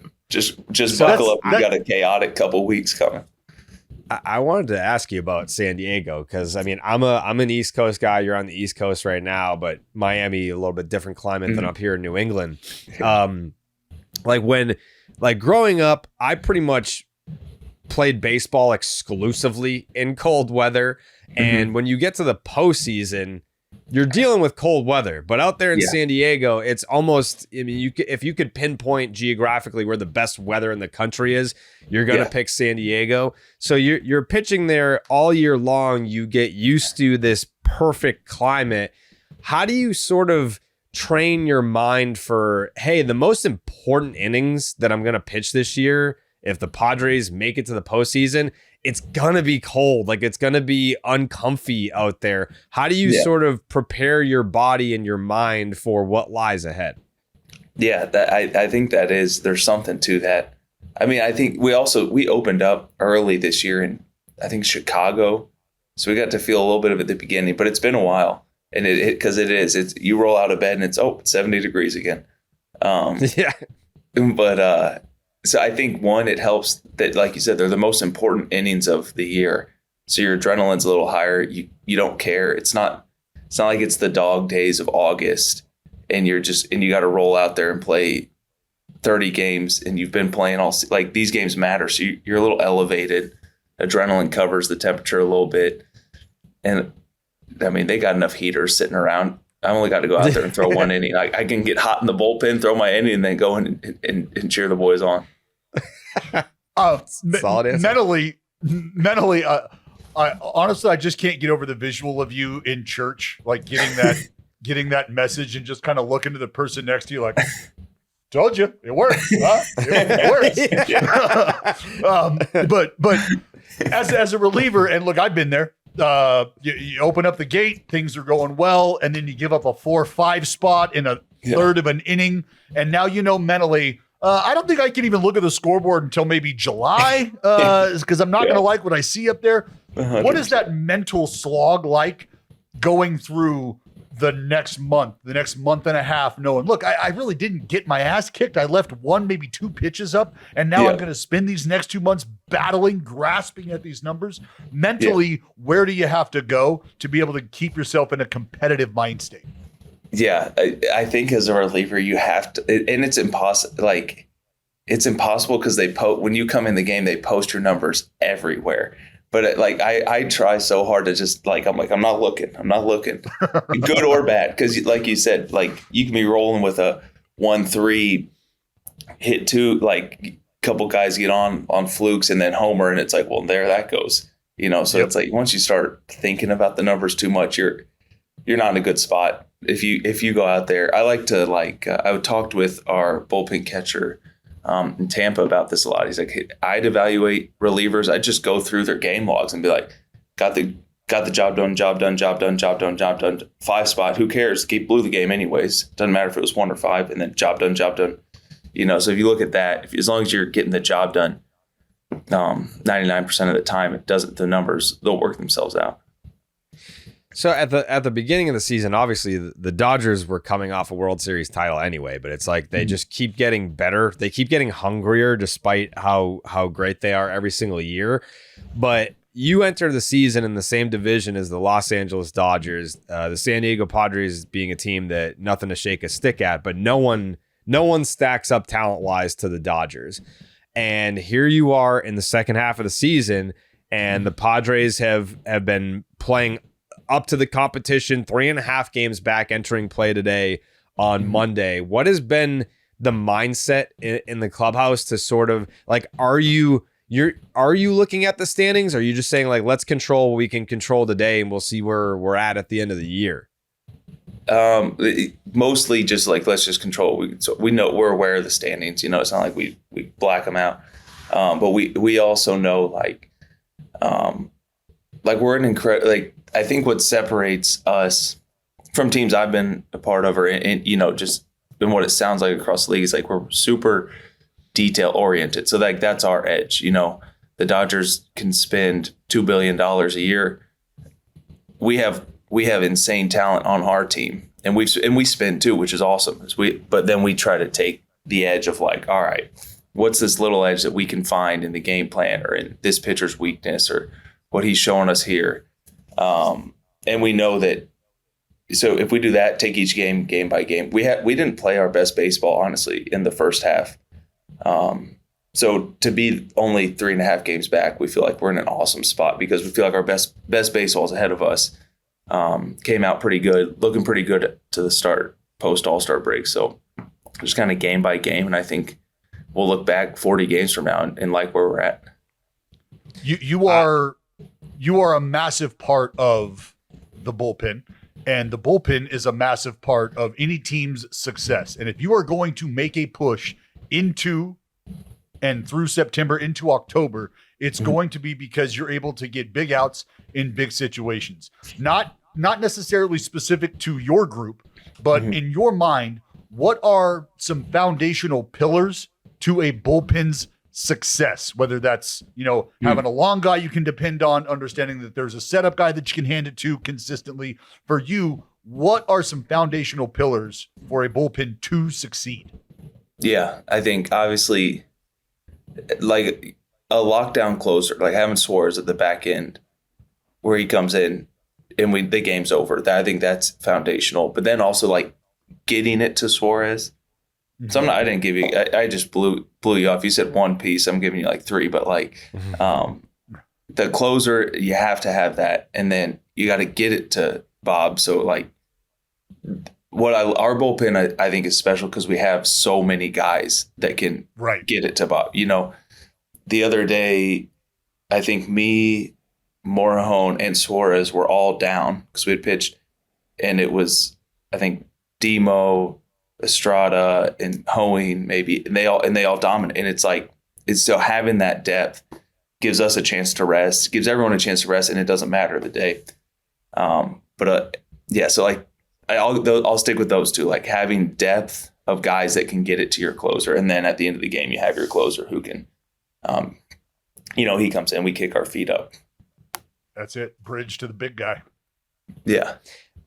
I wanted to ask you this question about the Tampa Bay Rays fan base, because I've long been saying that they get a bad rap because growing up, I mean, I'm a couple of years older than you, but growing up, it was like you play for the Devil Rays and it's all just transplant fans from Boston and New York that are down in Florida and they just want to see professional baseball.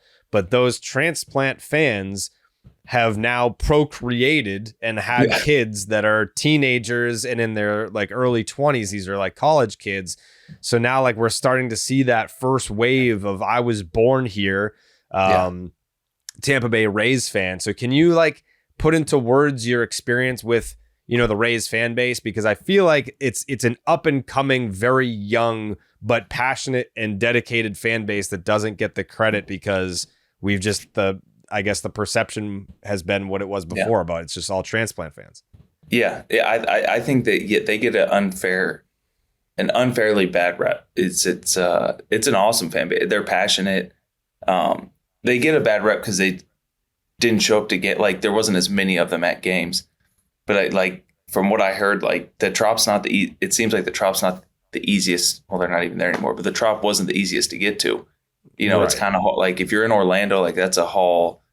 So it just seemed like it was like a tough location. But I loved the Trop, man. But the fans were. Do you really?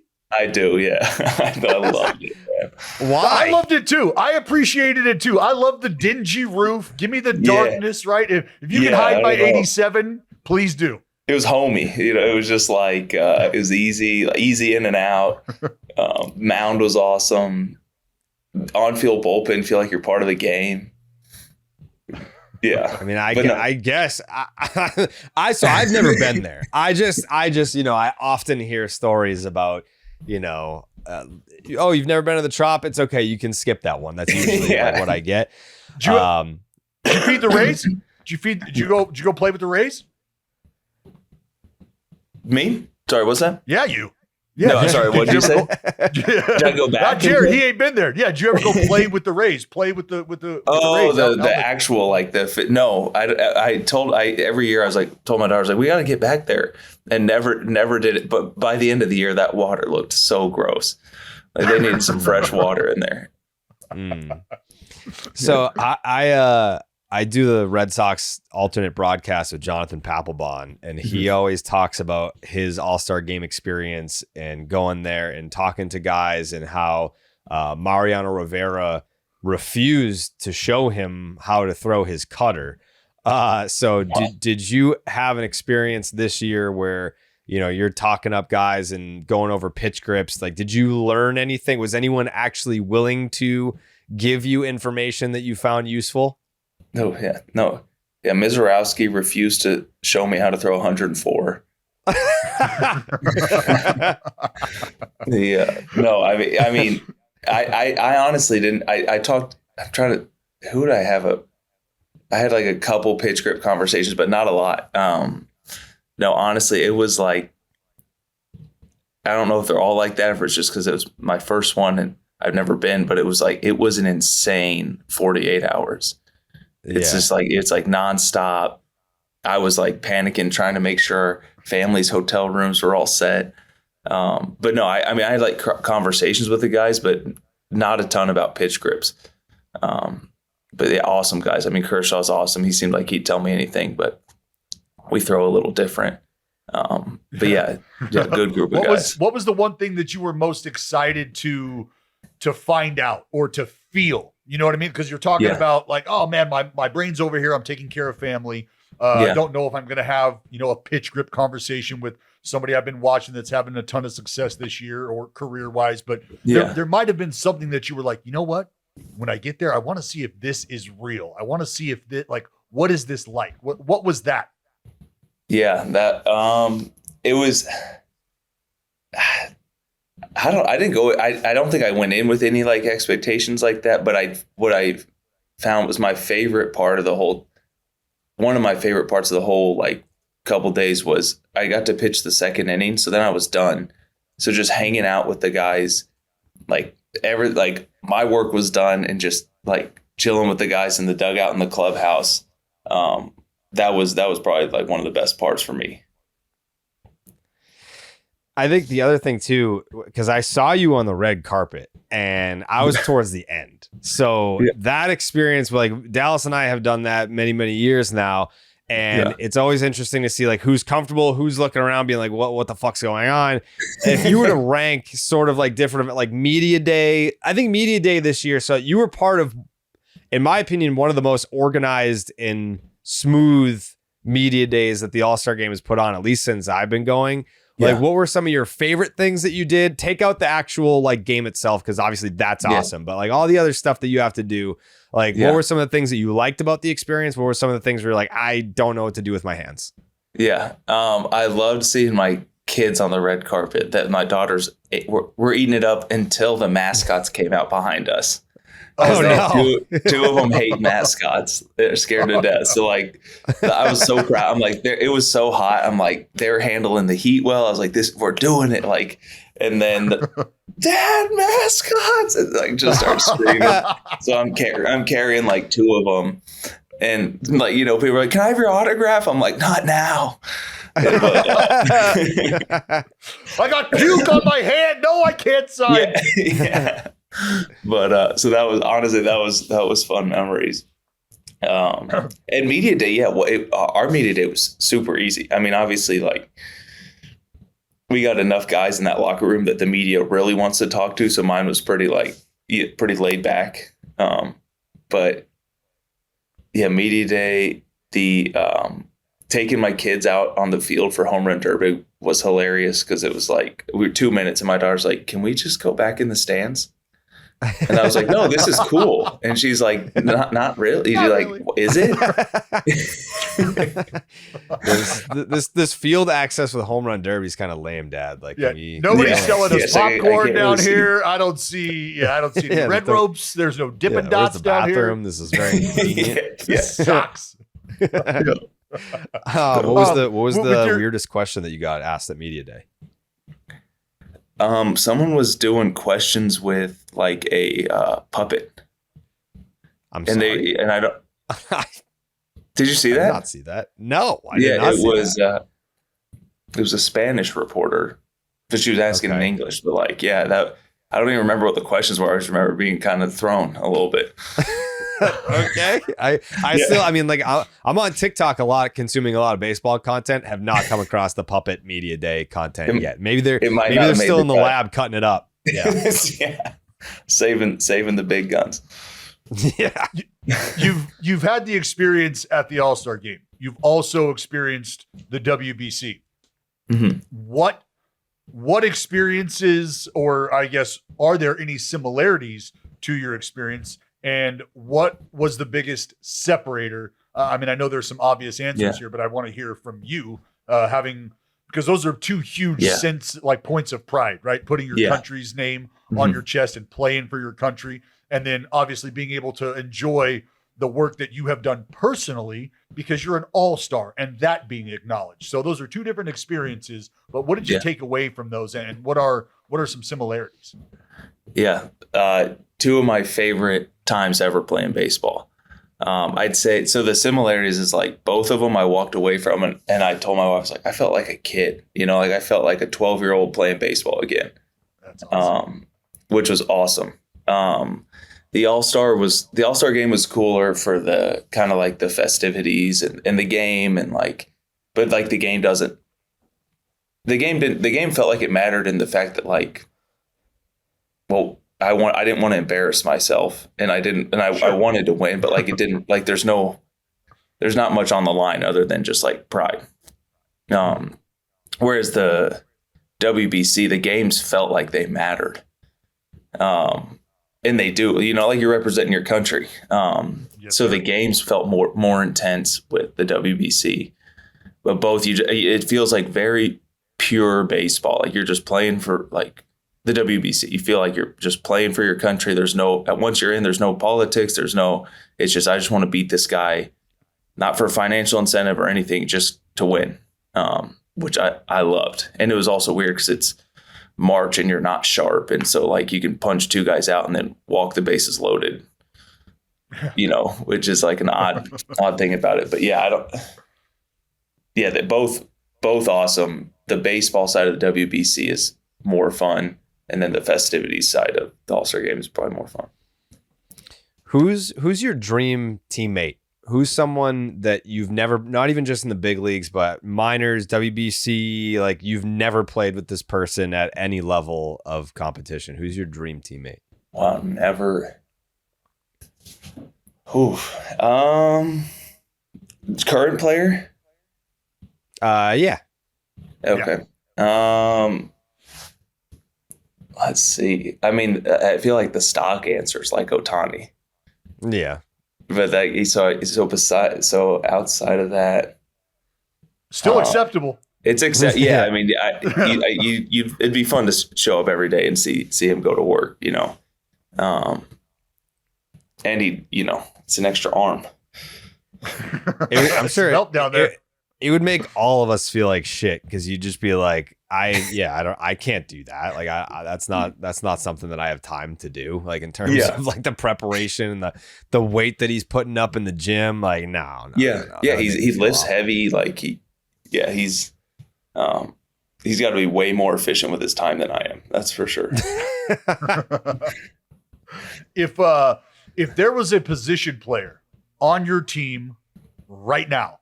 Mm-hmm. And I'm not talking, we're getting fucking worked here by 15 and we just need 3 outs here. I'm talking, it's nut cutting time.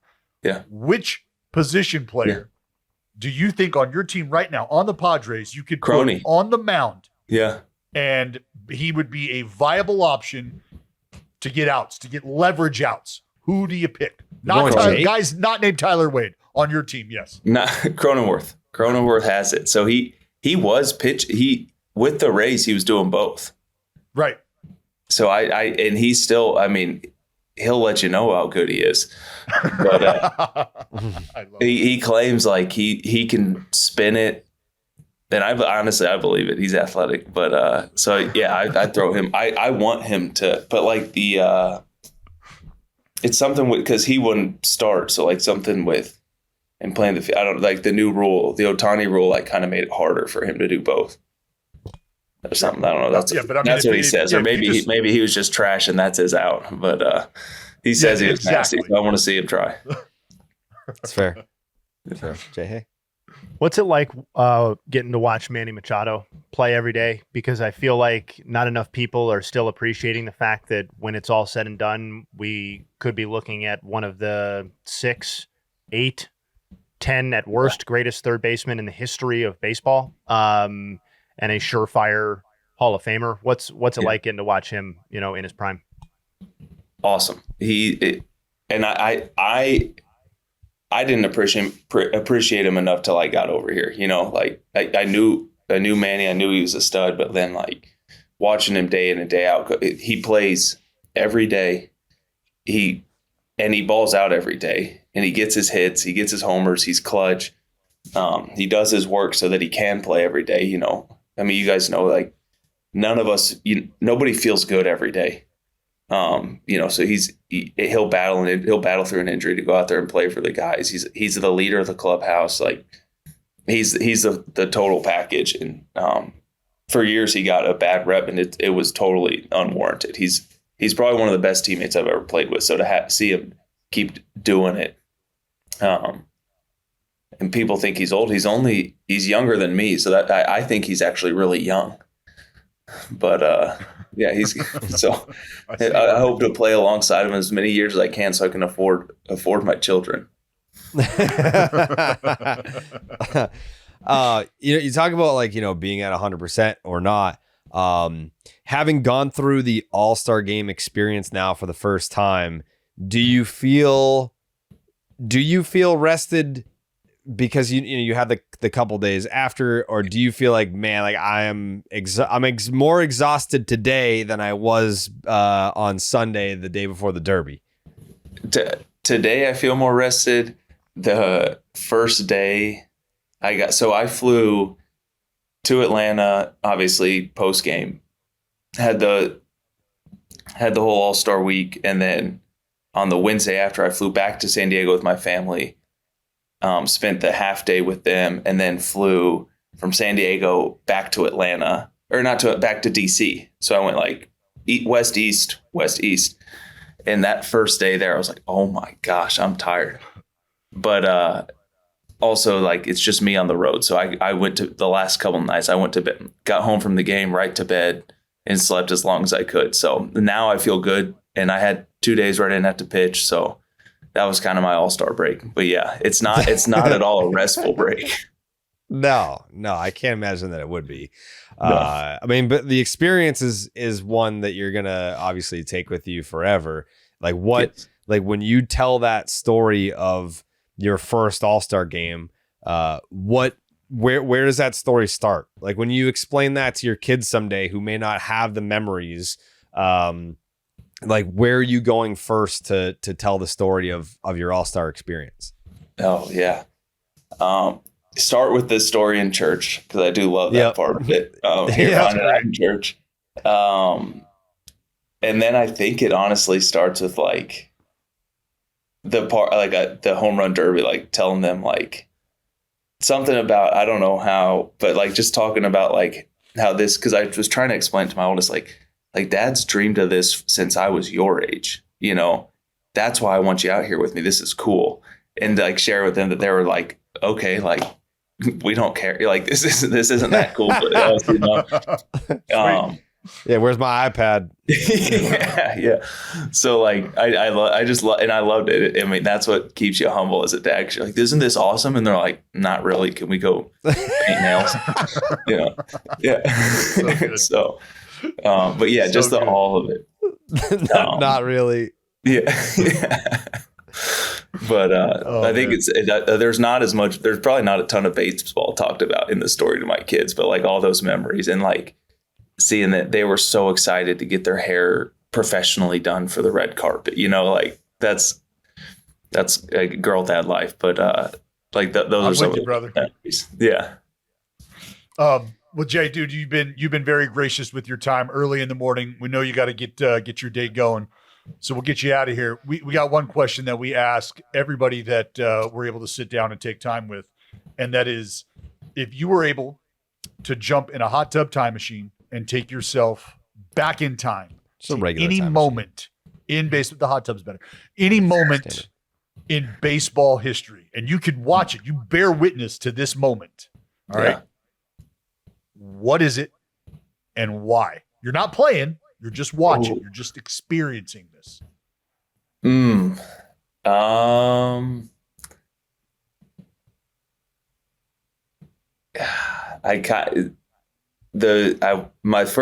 first thought is the Kerry Woods 20 punch out game.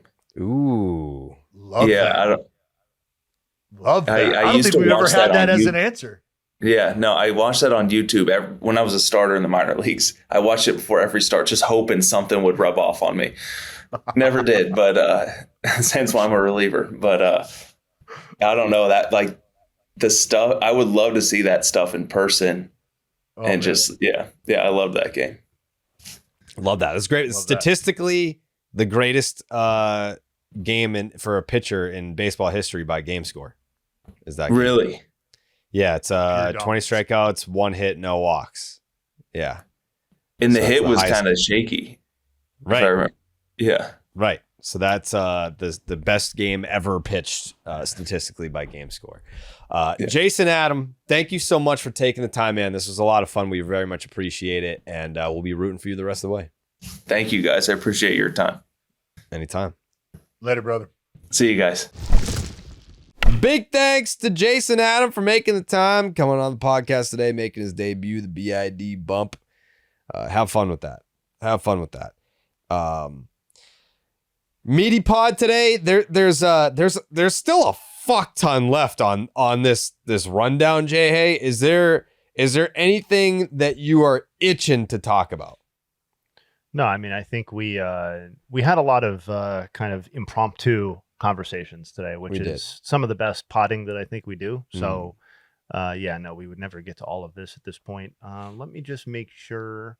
I just shout out to the home run race, which Suarez has you always wonder how they're going to come to. Yeah, you never know how it's going to come out in the second half, and putting Cal Raleigh specifically aside, the other three made some movement over the weekend, and as you said, Suarez now up to 35, and Ohtani kind of quietly at 34 as well. Schwarber up to 32. So again, I'm excited for that. I'm going to be probably kind of borderline annoying on it as long as it's kind of semi-relevant. Any other things that have to be talked about? No. Although Bieber's slated for his second rehab start tomorrow. So by the time we podcast again, we'll have a little bit more data, a little bit more sample on Shane Bieber's comeback. Which, it's probably neither here nor there for the Guardians as far as 2025, but is interesting for Shane Bieber, is interesting for what that portends for the 2026 season and how his contract works and all of that. And and that's, I mean, I have Nuggs, but that's basically what's happening. And then some cool stuff happening today. I know we'll all be taking it in, but do want to call it out. Skeens against the Tigers. So Skeens against arguably the best team in baseball, first team to 60 wins, marquee regardless. Jared, how you feeling about getting a mouthful of Zach Wheeler tonight? Ooh. So I am excited for it just because it's Walker Buehler.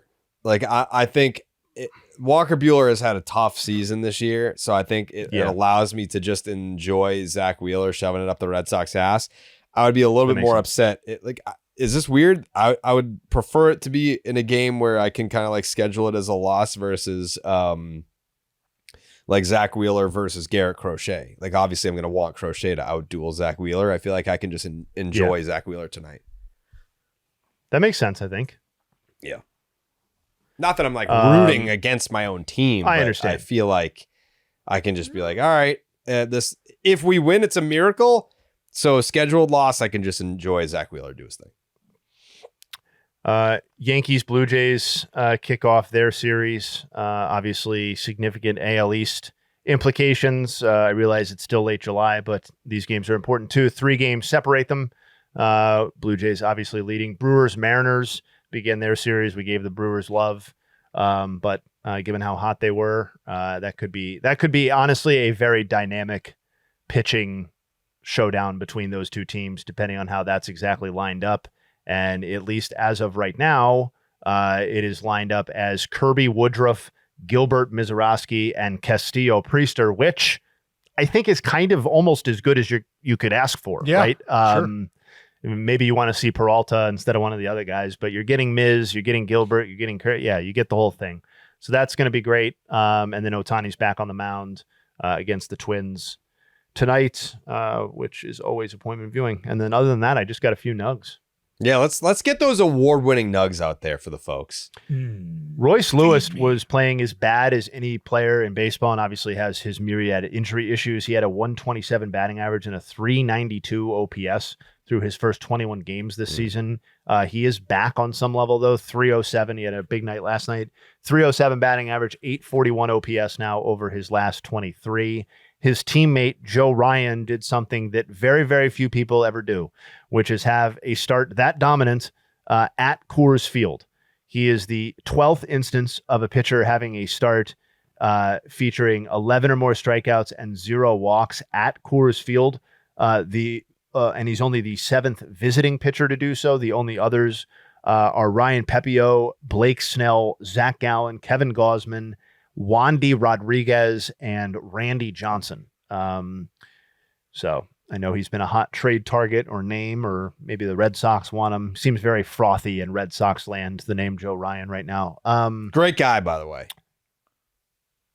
Oh, that's cool. Super nice. Well, you talked to him, right? You met him. You saw him. Couple right? times. Was he an airport guy? Yeah. I met him at Media Day. Was introduced by a couple of Red Sox guys. Red Sox guys knew who he was. And then I saw him at the airport as well. Yeah. Eugenio Suarez, aforementioned, he's the 6th player in franchise history to hit multiple home runs in back-to-back games, joining Christian Walker last season, Goldie in 2018, Gene Segura in 2016, I believe still current head of the MLBPA, Tony Clark in 2005, and Reggie Sanders in 2001. Because I am classy, I'll give Dallas just a little bit of love here. Not him specifically, obviously, because he doesn't play anymore. But Nick Kurtz did everything he personally could to have brought home that Brent Rooker jersey for Dallas. Alas, it was not enough. His now 949 OPS on the season, that's not a hot streak, that's his season, is the 8th highest in Major League Baseball since his debut in late April. And his 1.214 OPS since June 13th is the 2nd highest in Major League Baseball, to a guy whose name we won't mention, because after I mentioned how he didn't deserve to go to the All-Star game, he hit like 5 homers and 3 at-bats or something like that. And the way we will definitely be ending the Nugget section of this podcast, Gavin Williams is the 4th Cleveland pitcher to have a start featuring 11 or more strikeouts, no more than 1 walk, and no more than 1 run allowed against the A's. Fully customized nugget here, joining Shane Bieber in 2024. Did you guys talk about that in Slab Lab when he carved up the A's? No, huh? It's more of a broader perspective type of deal. Yeah. I thought it was very in the weeds. That's what I understood about Slab Lab. Very specific, very nuanced. I'm surprised you guys didn't get to that start. Maybe we should do a whole new video on just that start. Maybe just a hype video of his strikeouts from that start when he comes back to the major leagues. Just that one start. Sam McDowell in 1968 and Bob Feller, who you may have heard of, in 1941. So in many ways, Gavin Williams delivering a performance that we haven't seen since Bob Feller pre-war. Pre-WW2? 1941, baby. Did he fight in World War II? Yes. Yeah, I want to say he was one of the guys. Well, I don't know what his exact action was. I shouldn't say whether he fought or not. I believe he was a military guy. Yeah, he missed 42 to 44 due to military service. Yep. Yeah. What a fucking American Bob Feller was. He probably fought, knowing what I know about Bob Feller. Yeah, he probably fought all of them fought. He, hell of a run. Hell of a run for Bob Feller. We had him for 92 years. 92 years. R.I.P. Bob Feller. What a legend. The only man to outthrow a motorbike. Yeah, we can't get Bob Feller on the pod. Jake can't pursue that, obviously. So the next best thing would be to get Gavin Williams on the pod. So Jake, if you can get Gavin Williams, that'd be great. We can talk to him about a wide variety of things. Him being the new Bob Feller, the Guardian season, jersey bets, et cetera, et cetera. I think he'd be very excited to come on. I do too. Yeah, Bob Feller too. Nice. Yeah, if he's available, let's book Bob. If Bob were still with us and we explain the concept of this show that we have going on, I think he'd be like, you know what? Let's do it, boys. If we asked Bob Feller to get in the hot tub time machine and go back or forward to any time in baseball history, he would choose the Gavin Williams start yesterday. I'm pretty confident about that. I think so too. Don't know if the heater from Van Meter is really interested in that, but that's whatever. Yeah, well, we'll see.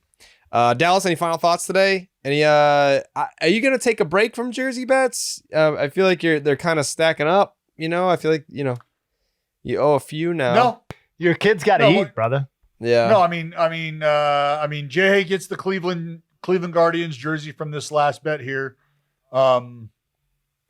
Yeah, I mean, look, outside of that, I feel like I'm pretty square. Yeah, it's almost been a whole calendar year since I was supposed to get mine.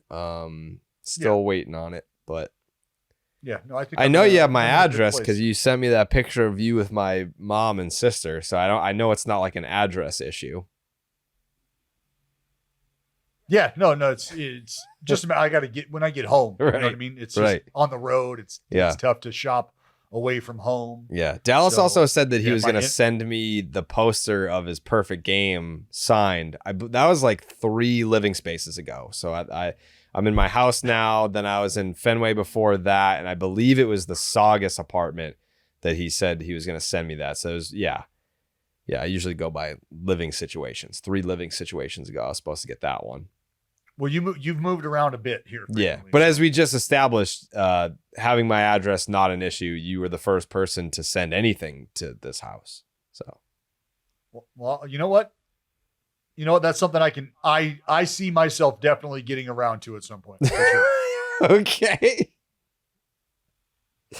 So, all this means is that like I'm more comfortable to make jersey bets with Dallas because the worst thing that's going to happen is I'm just going to have jerseys not come to me.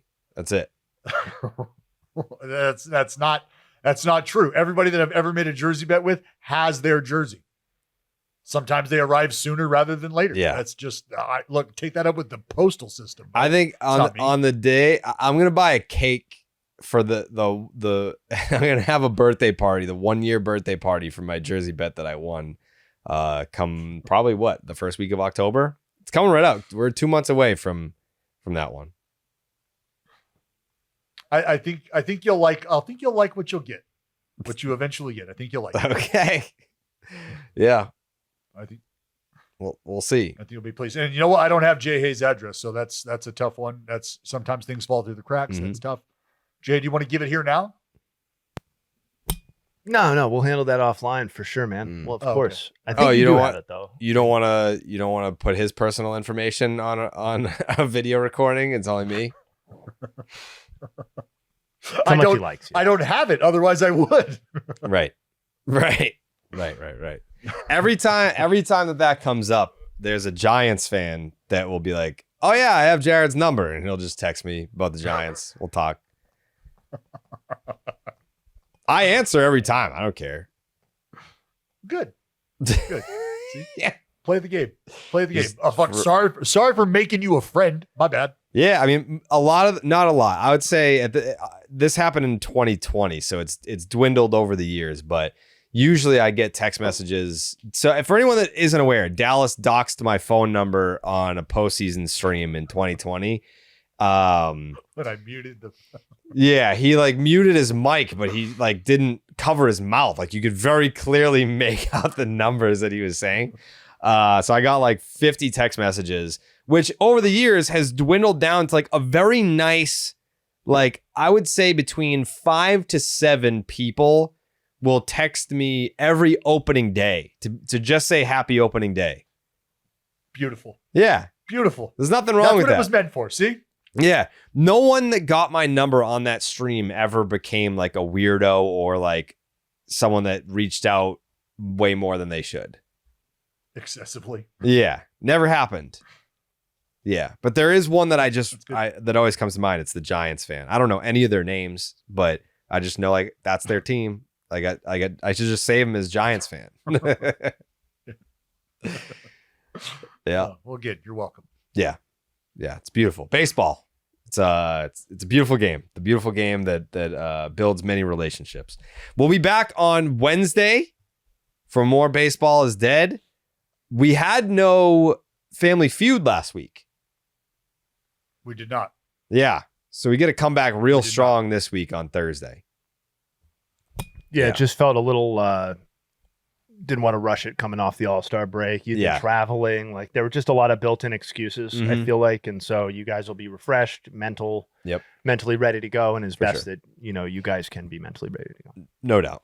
All right. We'll see you guys Wednesday. Enjoy the 48 hours of baseball. And we'll be right back here to break it all down on Baseball's Dead. We'll see you then. We out.